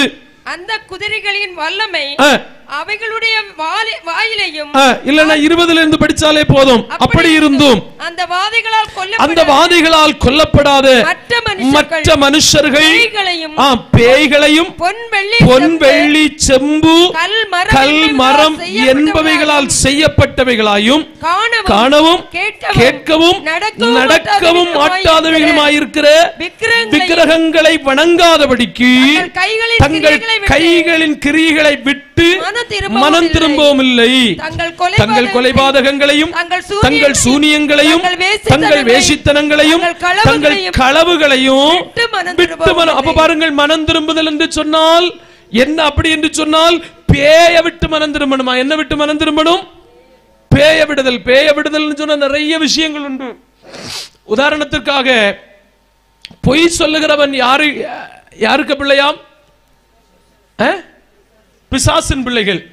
அப்ப இந்த ராத்திரி இங்க இருக்கிறவர்கள் கவனிக்கணும். பொய் பேசாதவர்கள் யாராக உண்டா? இல்ல மீண்டும் மீண்டும் பொய் பேசுகிறீர்களா? அப்ப பொய் பேசுகிறவன் யாரால் உண்டாயிருக்கிறான்? பிசாசால் உண்டாயிருக்கிறான் என்று கேட்டால், பிசாசை விட்டு மனம் திரும்புதல் அப்படி என்று கேட்டால், தன்னுடைய அந்த வாழ்க்கையில் வார்த்தையில் உண்மை பேசுவதற்கு பதிலாக எதை பேசுகிறார்கள்? பொய் பேசுகிறார்கள். ஸ்தோத்திரம், அல்லேலூயா. பொய் பேசுகிறார். நான் இன்னைக்கு காலையில ஒரு ஆள்கிட்ட சொன்னேன், ஒருவர் ஒரு நபரோடு கூட காரில் போனார் என்று ஒரு நபருக்கு தெரிந்தது. சரியா? காலையில் ஒரு ஆளுக்கு உணர்த்தி கொடுத்தேன். ஒருவர் ஒரு ஆளோடு கூட அவர்களுடைய காரில் ஏறி பயணம் செய்தார் என்று தெரிந்தது. இப்ப அந்த நபர் திரும்ப இந்த நபருக்கு, அறிந்த நபருக்கு போன் பண்ணும்போது இந்த நபர் கேட்கிறார், நீங்க அங்கிருந்து எப்படி போனீங்க? நீங்க அங்கிருந்து எப்படி போனீங்க? நான் கேட்டேன், சோத்திரம், உங்களுக்கு தெரியுமா தெரியாதா? அவர்களோடு கூட காரில் போனது உங்களுக்கு தெரியுமா தெரியாதா? சொன்னாங்க தெரியும். பின்ன நீங்க தெரிஞ்சு வச்சுட்டு நீங்க அவங்க கிட்ட நீங்க எப்படி போனீங்கன்னு எப்படி கேட்கலாம்? ஐயோ, அது நான் சொன்னேன், இதுக்கு பேர் தான் என்னது? இதுக்கு பேர் தான் என்னது? பொய். நம்ம நினைப்போம் இது சின்ன விஷயம். ஒண்ணு சின்ன விஷயம் இல்ல. பொய் சொன்னால் கூட பொய்யை விரும்பி அதன்படி நடக்கிறவர்கள் கூட எங்க போக முடியாதாம்? உள்ள போக முடியாது. கொஞ்சம் இந்த பக்கம் வாங்க. வெளிப்படுத்தின விசேஷம் இல்லம்மா, அது இல்ல, அதானா? வெளிப்படுத்தின விசேஷம் அதனுடைய 22:15. நாய்கள் சூனியக்காரர். வெளிப்படுத்தின விசேஷம் 22:15. சூனியக்காரரும் விபச்சாரக்காரரும் கொலைபாதகரும் விக்கிரக ஆராதனைக்காரரும் பொய்யை விரும்பி அதன்படி செய்கிற யாவரும் புறம்பே இருப்பார்கள். வெளியில தான் நிக்கணுமா, உள்ள போக முடியாதாம். இப்ப யாராக இங்க பொய் பேசாதவர்கள் இருந்தால் அவர்களுக்கு பேர் என்னது? விட வேண்டியவைகளை விட்டு என்ன செய்தார்கள்? மனம் திரும்பினார்கள். இல்ல ஏதோ ஆத்திர அவசரத்துல வந்து போச்சு, அதுக்கு உடனே மனஸ்தாபப்பட்ட, ஆண்டவரே ஏசப்பா இப்படி தெரியாம சொல்லிட்டப்பா, எனக்கு என்ன மன்னிச்சிருங்கன்னு சொல்லிட்டு மனஸ்தாபப்படலாம். ஓகே, அதெல்லாம் விஷயம். ஆனா நிரந்தரமாய் எல்லாத்தையும் பிளான் பண்ணி பொய் சொன்னால் அந்த பொய் ஆத்மீக மரணம் கூட. அனனியா சப்பீராளுடைய வாயிலிருந்து ஒரு பொய் வந்தது. அது நிரூபிக்கப்பட்ட உடனே விழுந்து ஜீவனை விட்டார்கள். அது எழுத்தின்படியான மரணம். நமக்கு ஒருவேளை ஆவிக்குரிய மரணம் சம்பவிக்கும். ஆத்மீகத்தில் மரித்துப்போம். அதனால தயவு செய்து யாரும் பொய் பேசக்கூடாது. பிசாசை விட்டு என்ன செய்யணும்? மனம் திரும்பணும். பேய்களை விட்டு மனம் திரும்பவில்லையாம். அடுத்து என்ன சொல்லப்பட்டிருக்கு? வெளிப்படுத்தின விசேஷம் அதனுடைய 9ஆம் அதிகாரம் 20வது வசனம். பேய்களையும், அடுத்து பொன்னு வெள்ளி செம்பு கல் மரம் என்பவைகளால் செய்யப்பட்டவைகளையும் காணவும் கேட்கவும் நடக்கவும் மாட்டாததுமாய் இருக்கிறவைகளையும் விக்கிரகங்களை விட்டு மனம் திரும்பாதபடிக்கு அந்த கைகளின் கிரியைகளை விட்டு என்ன செய்யலையா? மனம் திரும்பலையா? அப்ப பாருங்க, இரண்டாவது உலோகங்களால் உண்டாக்கப்பட்டவைகளையும். இன்னைக்கு நம்மளும் உலோகங்களுக்கெல்லாம் அடிமைப்பட்டு தான் கிடக்கிறோம். அதுவும் பெரிய ஒரு ஆபத்து தான். அல்லேலூயா, அல்லேலூயா. எல்லாம் போச்சு, மகிழ்ச்சி எல்லாம் போச்சு. அல்லேலூயா. இந்த இதெல்லாம் இன்றைக்கு எல்லாரும் ஆமோதித்து ஹாய் ஹூ எல்லாம் சொல்றாங்க. ஆனா வசனத்தின்படி வசனம் இதைத்தான் சொல்லுது. இதைத்தான் நம்ம படிக்கவும் செய்யணும், அறியவும் செய்யணும். இவைகளை விட்டு என்ன செய்யணுமாம்? மனம் திரும்பணுமாம். இன்னைக்கு அது ஒண்ணும் இல்லை. இந்த நிகழ்காலத்துல இல்லை. அவைகள் என்ன இருந்தாலும் ஒரு பிரச்சனையும் இல்லை என்றாக்க நம்ம போதிக்கிறது சரி போட்டு. ஆனா வசனத்தையாக நாங்க உங்களுக்கு சொல்லித்தர, நீங்க யாரும் சங்கடப்படண்டா, நீங்க சந்தோஷமா இருந்தா போதும். அல்லேலூயா சொல்லுங்க. அல்லேலூயா. அப்ப விட வேண்டிய கூட்டத்தில் பேய விடணும், விட வேண்டிய கூட்டத்தில் பொன்னை விடணும், வெள்ளியை விடணும். இவைகளால் உண்டாக்கப்பட்ட சகலவிதமான அருவருப்பான கிரியைகளை என்ன செய்யணும்? விடணும், விடணும். அடுத்து சொல்லப்பட்டிருக்கிறது தவறான பாவ கிரியைகள். 21 தங்கள் கொலைபாதகம் சொன்ன ஏற்கனவே சொன்னோம் இல்லையா? ஆவிக்குரிய அர்த்தத்தில் தன் சகோதரனை பகைக்கிறவன் மனுஷன் கொலைபாதகன். யாரும் யாரையும் பகைக்க நமக்கு பிரமாணம் இல்லை. ஏனென்றால் அவனையும் தேவன் தான் உண்டாக்கினார், நம்மையும் தேவன் தான் உண்டாக்கினார். அவனுக்கு ஆண்டவர் கொடுக்கிறதும் அவருடைய சுவாசம் தான் நமக்கு கொடுக்கிறதும். சர்வ வல்லவருடைய ஆமீன் அந்த சுவாசமே என்னை உண்டாக்கிட்டு, அந்த ஆவியே என்னை ஆமீன் உயிர் தந்தது என்றெல்லாம் நம்ம படிக்கிறது போல எல்லாரையும் தெய்வம் தான் படைச்சிருக்கிறார்.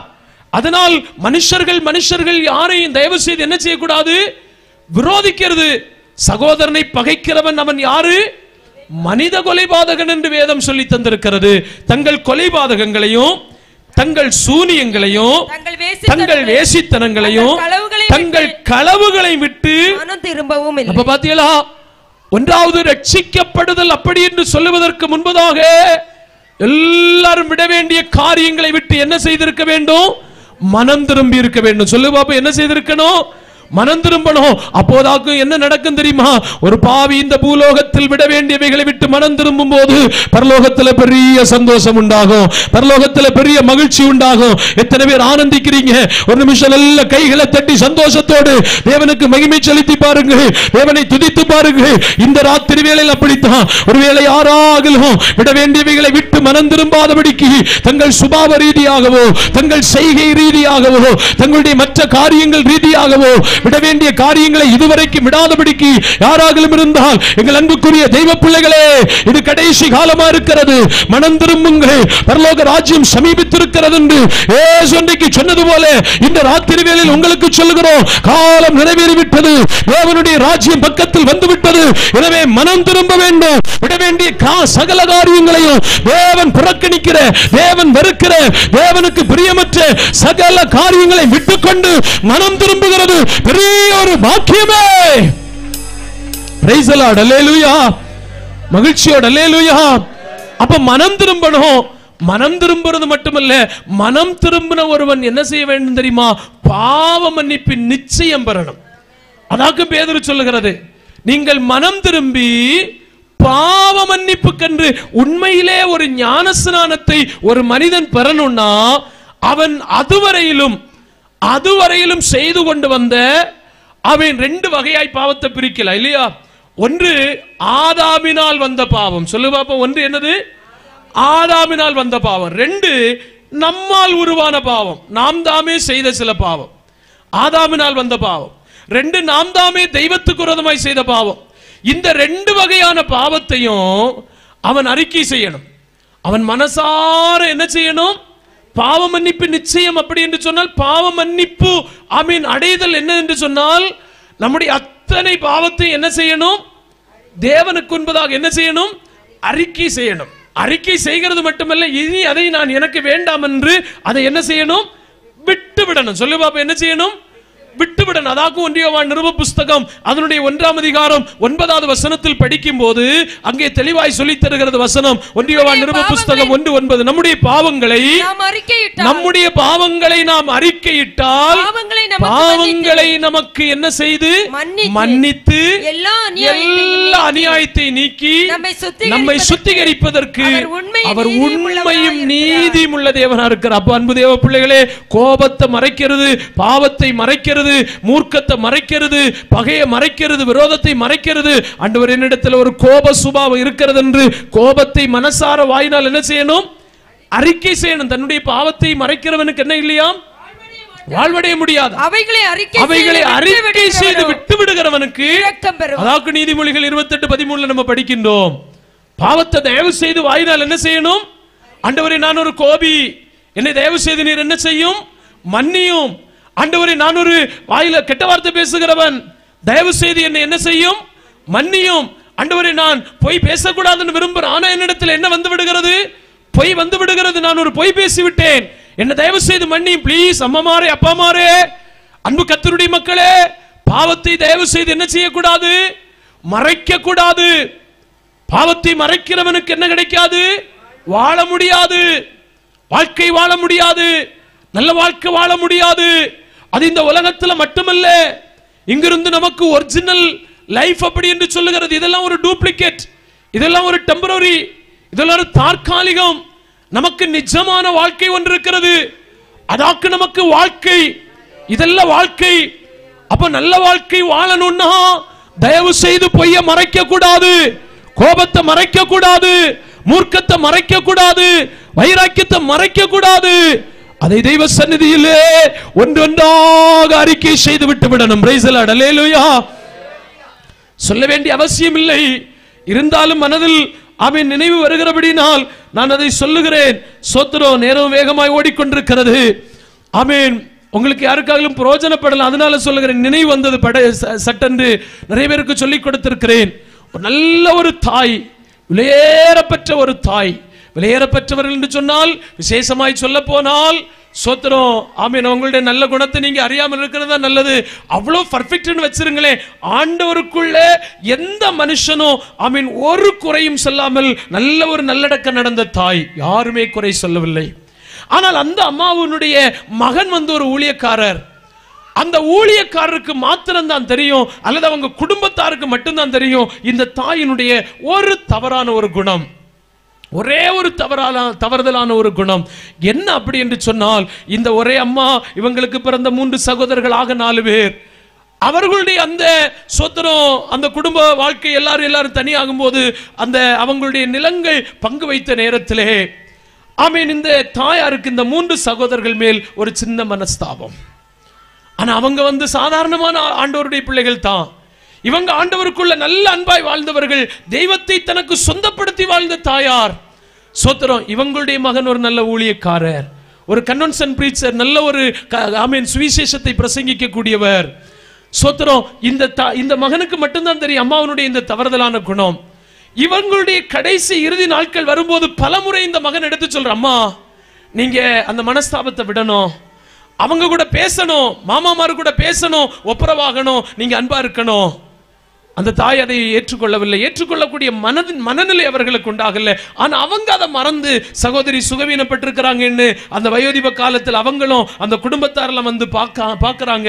ஆனா அவங்க வரும்போதெல்லாம் இந்த தாய் தன்னுடைய முகத்தை திருப்பி கொண்டு படுத்திருந்தாங்க. நல்ல ஒரு சுத்தவாட்டி, நல்ல சாட்சிகளோடு கூட அடக்க முடிந்தது, ஒப்புரவாகவில்லை. இவங்களுடைய மகனாகி இந்த ஊழியக்காரனுக்கு ஒரு சிறிய சந்தேகம், ஒரு சின்ன சந்தேகம். ஆண்டவரிடத்துல முழங்கால் போட்டாங்க, திருமுகத்தை நோக்கி பார்த்தாங்க, கர்த்தரிடத்துல கேட்டாங்க, எங்க அம்மா எங்க இருக்கிறாங்க, எனக்கு அதை பார்க்கணும். எங்க அம்மா இளைப்பாறுதல் இருக்கிறாங்களா, இளைப்பாறுதல் இடத்தில் இருக்கிறாங்களா, எங்க அம்மாவை பார்க்கணும். பதில் இல்லை. பல காலங்கள் மௌனம், பல மாதங்கள் மௌனம். ஒரு சில காலங்கள் தாண்டினது. இதுபோல தாங்கள் ஒரு நல்ல களைப்படைந்து துயரத்தோடு தன்னுடைய படுக்கை இறக்கி சென்று முழங்காலிட்டு அந்த கட்டில் அப்படியே படுத்து ஜபித்து கொண்டே இருக்கும் போது நித்திரை அடைந்து விட்டார்கள். தனக்கு ஒரு சொப்பனம் தோன்றினது. ஒரு தீக்குச்சி அப்படியே தன்னுடைய முகத்துக்கு முன்பதாய் வந்தது. இந்த தீக்குச்சி அப்படியே அந்த தீபமாக தோன்றி வேகமாய் புறப்பட்டு போனது. இந்த ஊழியக்காரருடைய ஆவி இந்த தீபத்துக்கு பின்னாடி பயணிக்க தொடங்கினது. வேக வேகமாய் இந்த தீக்குச்சி ஒரு தாழ்வான பகுதி, அதாவது மிகவும் மிகவும் அந்தகாரம் நிறைந்த ஒரு பகுதிக்கு போகிறது. இந்த தீக்குச்சியினுடைய வெளிச்சம் மாத்திரம்தான் இந்த தீபத்தை பார்த்து கொண்டு இந்த இவருடைய ஆவியும் அவ்வளவு வேகமாய் ஆமீன் பின்னாடி போய்கொண்டே இருந்ததாம். திடீரென்று அந்த தீக்குச்சி அங்கே ஒரு இடத்தில் போய் நின்றது. இந்த ஊழியக்காரருடைய ஆவி அதை இப்படி உன்னிப்பா இப்படி கவனித்துக் கொண்டிருக்கும் போது அங்கிருந்து ஒரு துயர சத்தம், ஒரு வேதனையின் சத்தம்.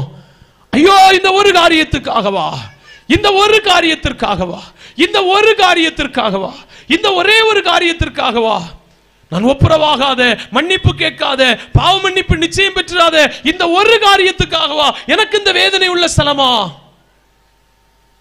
அப்படி என்று தன்னுடைய தாயாருடைய ஆத்துமா அங்கலாய்ப்போடு கூட அந்த வேதனை ஸ்தலத்திலிருந்து வேதனையின் சத்தத்தை ஆமீன் போடப்பட்டிருந்ததை பார்த்ததும் புரிந்ததும், அதே போல இந்த தீக்குச்சி வேகமாய் வந்தது. தன்னுடைய அந்த ஜபாரையில் இருந்து அவ்வளவு பயந்து நடுங்கி வேதனையோடு கூட தன்னுடைய ஆவியிலே கலக்கமடைந்து இந்த சாட்சியை சொல்ல கேட்டேன். அல்லேலூயா. எதனால்? ஒரே ஒரு சின்ன காரியத்தை மறைத்ததினால். நமக்கு இன்றைக்கு பொய் தானே, பொறாமை தானே, எரிச்சல் தானே, கோபம் தானே. நான் மொபைல் நோண்டுறது யாரு பார்த்தது? விசுவாசிகளுக்கா தெரியும், இல்ல ஊழியக்காரருக்கா தெரியும்? உங்களுக்கு தெரியுமா, 24 மணி நேரம் நமக்கு மேல 2 கண்கள் உலாவிக்கொண்டே, தேவனுடைய பார்வைக்கு மறைவான சிருஷ்டி ஒண்ணுமே கிடையாது. சகலமும் அவருடைய கண்ணுக்கு முன்பதாக வெளியரங்கமாகவும் நிர்வாணமாகவும் இருக்கிறது. அவருக்கே நம்ம என்ன கொடுக்கணும்? கணக்கு கொடுக்கணும். நம்ம என்ன கேட்டோம்? அம்மாவுக்கா தெரியும், அப்பாவுக்கா தெரியும், அண்ணனுக்கா தெரியும். இது யாருக்கு தெரியும்? யாருக்கும் தெரியாது பிரதர். உண்மைதான், யாருக்கும் தெரியாது. ஆனால் நம்முடைய சகல விதமான அடாவடித்தனங்களும் யாருக்கு மறைவு கிடையாது.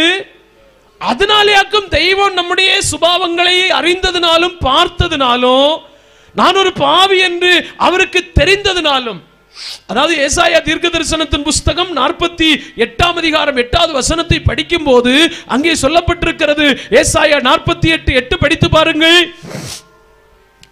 நீ கேள்விப்படவும் இல்லை, அறியவும் இல்லை, ஆதி முதல் உன்னுடைய செவிகள் திறந்திருக்கவும் இல்லை. நீ துரோகம் பண்ணுவாய் என்பதையும் தாயின் கர்ப்பம் தொடங்கி பெயர் பெற்றதையும் தெய்வத்தினுடைய வெளிப்பாடு பார்த்தீங்களா? தேவனுடைய ரெவலேஷனை பார்த்தீங்களா? தாயின் கர்ப்பம் தொடங்கி நீ மீறுவாய் என்று பெயர் பெற்றதை நான் என்ன செய்திருக்கிறேன்? நல்லா தெரியும் நம்மளை பற்றி. நம்ம இந்த உலகத்துல 15 வயசுக்காரனாய் பாவம் செய்தது முதற்கொண்டல்ல, இல்ல 10 வயசுக்காரனாய் பாவம் செய்தது முதற்கொண்டல்ல, தாயின் கர்ப்பம் தொடங்கி நான் என்ன செய்கிறவன் என்று, மீறுகிறவன் என்று பெயர் பெற்றிருக்கிறாய் என்பதை நான் அறிந்திருக்கிறேன் என்று தெய்வத்துக்கு தெரியும். தேவனுடைய பார்வைக்கு மறைவான சிருஷ்டி ஒன்றுமே. அன்பரே, அன்பு கர்த்தருடைய மக்களே, எனவே தயவு செய்து இந்த ராத்திரி வேளை இந்த கூட்டம், ஆமீன் ஸ்தோத்திரம், இந்த இடத்திலிருந்து நீங்கள் எழும்பி போகும்போது நீங்கள் ஒரு பாவத்தை சுமந்து கொண்டு போக வேண்டும் என்றல்ல தெய்வம் இங்கே நம்மை கொண்டு வந்திருக்கிறது.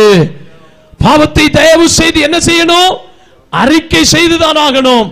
குறைகளை குற்றங்களை அறிக்கை செய்யணும், தவறுகளை அறிக்கை செய்யணும், தப்பிதங்களை அறிக்கை செய்யணும். தேவ சமூகத்தில் அவைகளை ஒன்றொன்றாக ஆண்டவரே, நான் ஒரு தேவ பிள்ளையா இருந்தாலும் என்னுடைய வாழ்க்கையில் இப்படிப்பட்ட ஒரு குறை வந்தது, குற்றங்கள் வந்தது, தவறுகள் வந்தது, தப்பிதங்கள் வந்தது, அப்படி என்று சொல்லிக் கொண்டவைகளை அறிக்கை செய்யணும். அறிக்கை செய்து விட்டுவிட்டால் நமக்கு என்ன கிடைக்கும்? இரக்கம். அதவா அந்த பாவங்களை 1 யோவான் 1:7 படித்தோம் இல்லையா? அந்த பாவங்களை நாம் அறிக்கை செய்தால் பாவங்களை நமக்கு என்ன செய்வாராம்? மன்னிப்பாராம். பாவத்தை என்ன செய்வாராம்? மன்னிப்பாராம். 32ஆம் சங்கீதத்தில் நம்ம படிக்கும் போது ஆமீன் சொல்லப்பட்டிருக்கிறது இல்லையா? எவனுடைய மீறுதல் மன்னிக்கப்பட்டதோ, எவனுடைய பாவம் மூடப்பட்டதோ அவர்கள் அப்பொழுது யாராய் மாறுவார்கள்? பாக்கியவானாய் மாறுவார்கள். அல்லேலூயா. அப்போ பாவ மன்னிப்பு உண்டாகிறது. அப்போ விட வேண்டியவைகளை ஒரு மனிதன் விடுகின்றான். விடும்போது அந்த விட்ட பாவங்களுக்காக தேவ சமூகத்தில் வாய் திறந்து பேசணும், வாய் திறந்து அறிக்கை பண்ணணும். அறிக்கை பண்ணும்போது அவனுக்கு என்ன உண்டாகிறது? பாவ மன்னிப்பு உண்டாக, இரக்கம் உண்டாகிறது. இயேசு கிறிஸ்துவினுடைய இரத்தம் சகல பாவத்தை நீக்கியவனை சுத்திகரிக்கும், கழுவும்.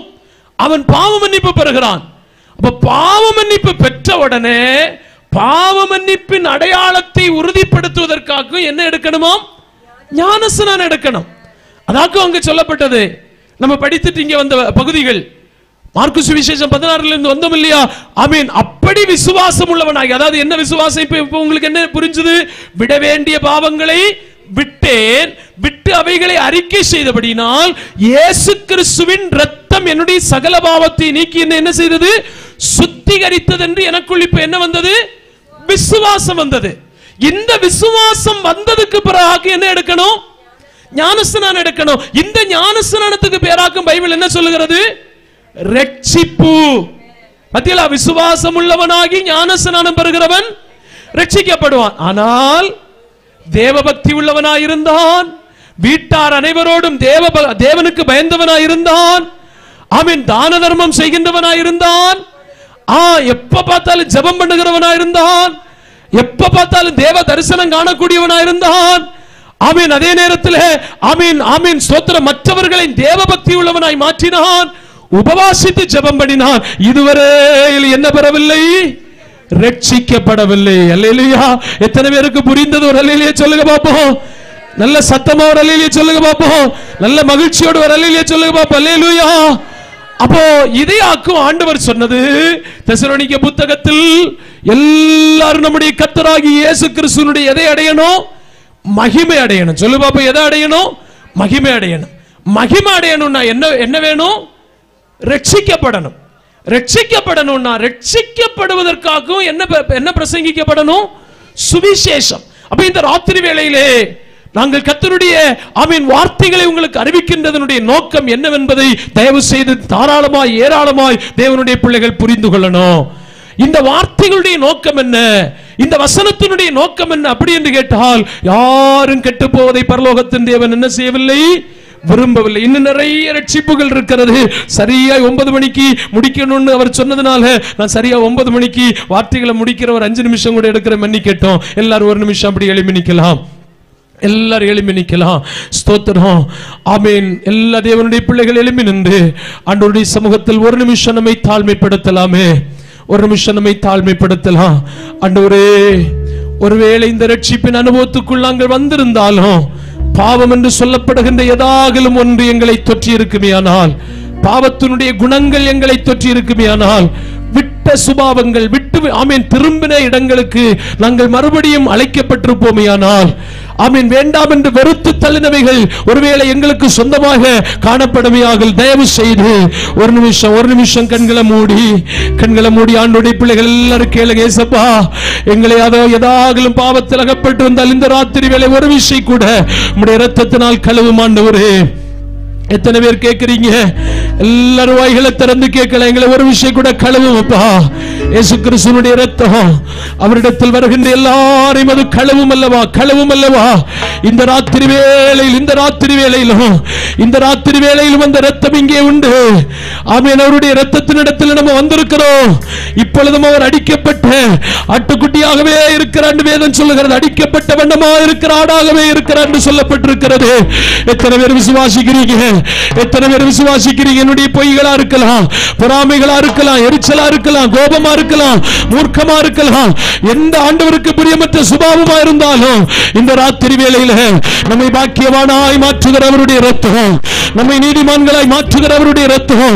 ரோமர் நிருப புத்தகம் 3ஆம் அதிகாரம் 24 படிக்கும் போது, இலவசமாய் அவருடைய கிருபையினாலே இயேசு கிறிஸ்துவின் இரத்தத்தினால் எல்லாரும் நீதிமான்களாக்கப்படுகிறார்களா? ஆமென். அவரை நம்பி விசுவாசத்தோடு இந்த ராத்திரி வேளை சகோதரா, சகோதரி, என் அன்புக்குரிய தாயே, தகப்பனே, எங்கள் சத்தத்தை கவனிக்கிற அன்புக்குரிய ஆண்டவருடைய பிள்ளைகளே, நீங்கள் யாராகலும் இயேசு கிறிஸ்துவினுடைய பாவத்தை மன்னிப்பார், ஆமென், அவர் என்னை கழுவுவார் என்று விசுவாசித்தால் உங்களுடைய மேலான அந்த விசுவாசம் இன்றைக்கு ராத்திரி வேளையில் உங்களை நீதிமானாய் மாற்றிவிடுமே, உங்களை சுத்தமானாய் மாற்றிவிடுமே, உங்களை பரிசுத்தமானாய் மாற்றிவிடுமே. வரப்போகிற கோபாக்கிரைக்கு உங்களை தப்புவிக்கும், அழிவுக்கு உங்களை தப்புவிக்கும், ஆபத்துக்கு உங்களை தப்புவிக்கும். அற்புதங்களை பார்க்கல ஒரு பெரிய ரட்சிப்பு உங்களுக்கு வேண்டுமோ? அடையாளத்தை பார்க்கல ஒரு பெரிய ரட்சிப்பு வேண்டுமோ? ஆமென். பெரிய பலத்த செய்கைகளை பார்க்கணும் ஒரு மேலான ரட்சிப்பு வேண்டுமோ? இந்த ராத்திரி வேளையிலே அது உங்களுக்கு வேண்டும் என்றால் உங்கள் சத்தத்தை உயர்த்தி, இயேசுவே எங்க பாவத்தை மன்னியும் என்று சொல்லலாமே. வாய்களை திறந்து உட்கார்ந்து இருக்கிற பிள்ளைகள் எல்லாரும், ஏசப்பா நான் ஒரு பாவி ஆண்டவரே, நான் ஒரு பாவி, அறிந்தோ அறியாமலோ, தெரிந்தோ தெரியாமலோ, புரிந்தோ புரியாமலோ, மறந்தோ மறைந்தோ ஏதாவது தவறுகள் செய்திருந்தால், ஏதாவது தப்பிதங்கள் செய்திருந்தால், ஏதாவது குற்றங்கள் செய்திருந்தால், ப்ளீஸ் ஆண்டவரே இந்த ராத்திரி வேளையிலே எங்களை மன்னிக்கணுமே, எங்களை தயவு செய்து மன்னிக்கணுமே. எல்லாரும் ஒப்பு கொடுத்து கேளுங்க. இயேசுவே, உம்முடைய ரத்தம் கழுவட்டும், ரத்தம் கழுவட்டும். இந்த மைதானத்தில் அத்தனை பேர் மேலும், அத்தனை பேர் மேலும் ஒரு நிமிஷம் நல்ல கைகளை தட்டி ஆவியில நிரம்பி சந்தோஷத்தோடு எல்லாரும் வாய்களை திறந்து, இனி நான் ஒரு பாவி அல்ல, இனி ஒரு பாவத்துக்கு அடிமை அல்ல, இந்த கூட்டத்தை விட்டு நீங்கள் ஒரு பாவியாய் போகக்கூடாது. இயேசுவின் ரத்தம் உங்களை கழுவும் பிரதர், இயேசு கிறிஸ்துவினுடைய ரத்தம் உங்களை கழுவும் சிஸ்டர். அன்பு தகப்பனே, தாயே, நீ இன்றைக்கு ராத்திரி வேளையில் விசுவாசிப்பாயா? இயேசுவை ரட்சிப்பார் என்று விசுவாசிப்பாயா? இயேசு கிறிஸ்துவினுடைய ரட்சிப்பு உனக்கு உண்டு என்று விசுவாசிப்பாயா? இவ்வளவு பெரிதான ரட்சிப்பை குறித்து கவலையற்றிருந்தால் மகிமை அடைய முடியாது, தண்டனை தான். ஆமென். மகிமைக்கு பதிலாய் தண்டனை கிடைத்து விடுமே. இயேசு வரும்போது அவர்கள் எல்லாம் நித்திய மகிமையிலிருந்து நீங்களாகி நித்திய அழிவாகிய தண்டனை அடைவார்கள் என்று 2 தெசலோனிக்கர் 1 படிக்கும் போது சொல்லப்பட்டிருக்கிறது. எனவே நமக்கு மகிமை வேணும், நமக்கு மகிமை வேணும். எத்தனை பேர் விரும்புறீங்க? இழந்து போன மகிமை எனக்கு போதும். ஆமென். எனக்கு தேவன் தந்த மகிமை எனக்கு போதும்.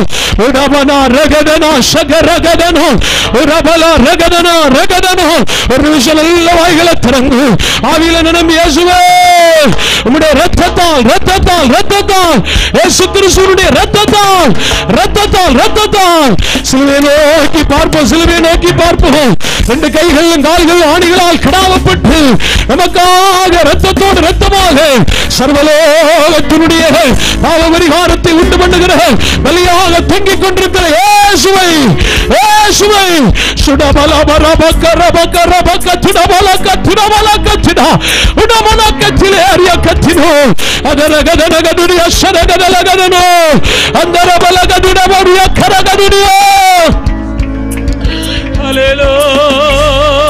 ரத்தத்தால், ரத்தத்தால், ரத்தத்தால், ரத்தத்தால். ஹல்லேலூயா, ஹல்லேலூயா, ஹல்லேலூயா.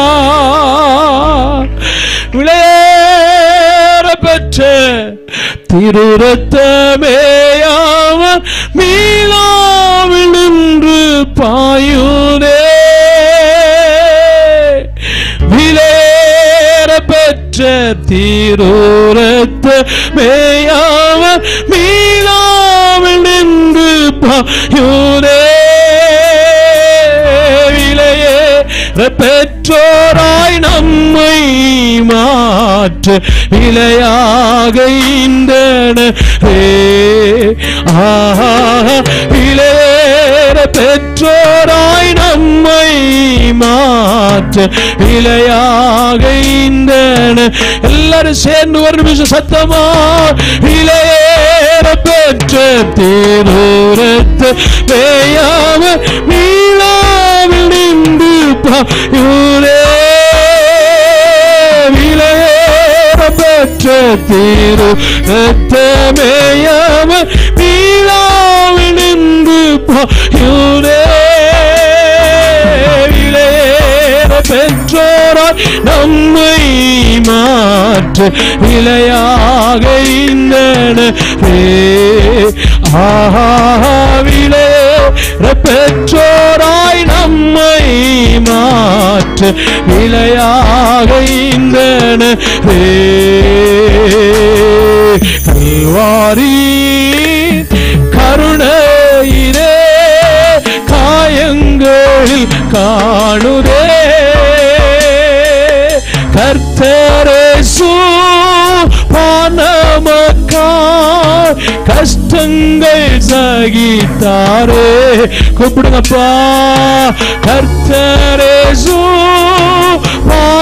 நமக்காய் கஷ்டங்கள் சகித்தாரே. விலையேற பெற்ற தீரூரத்த மேயாம மீளாவில் நின்று பாயுதே.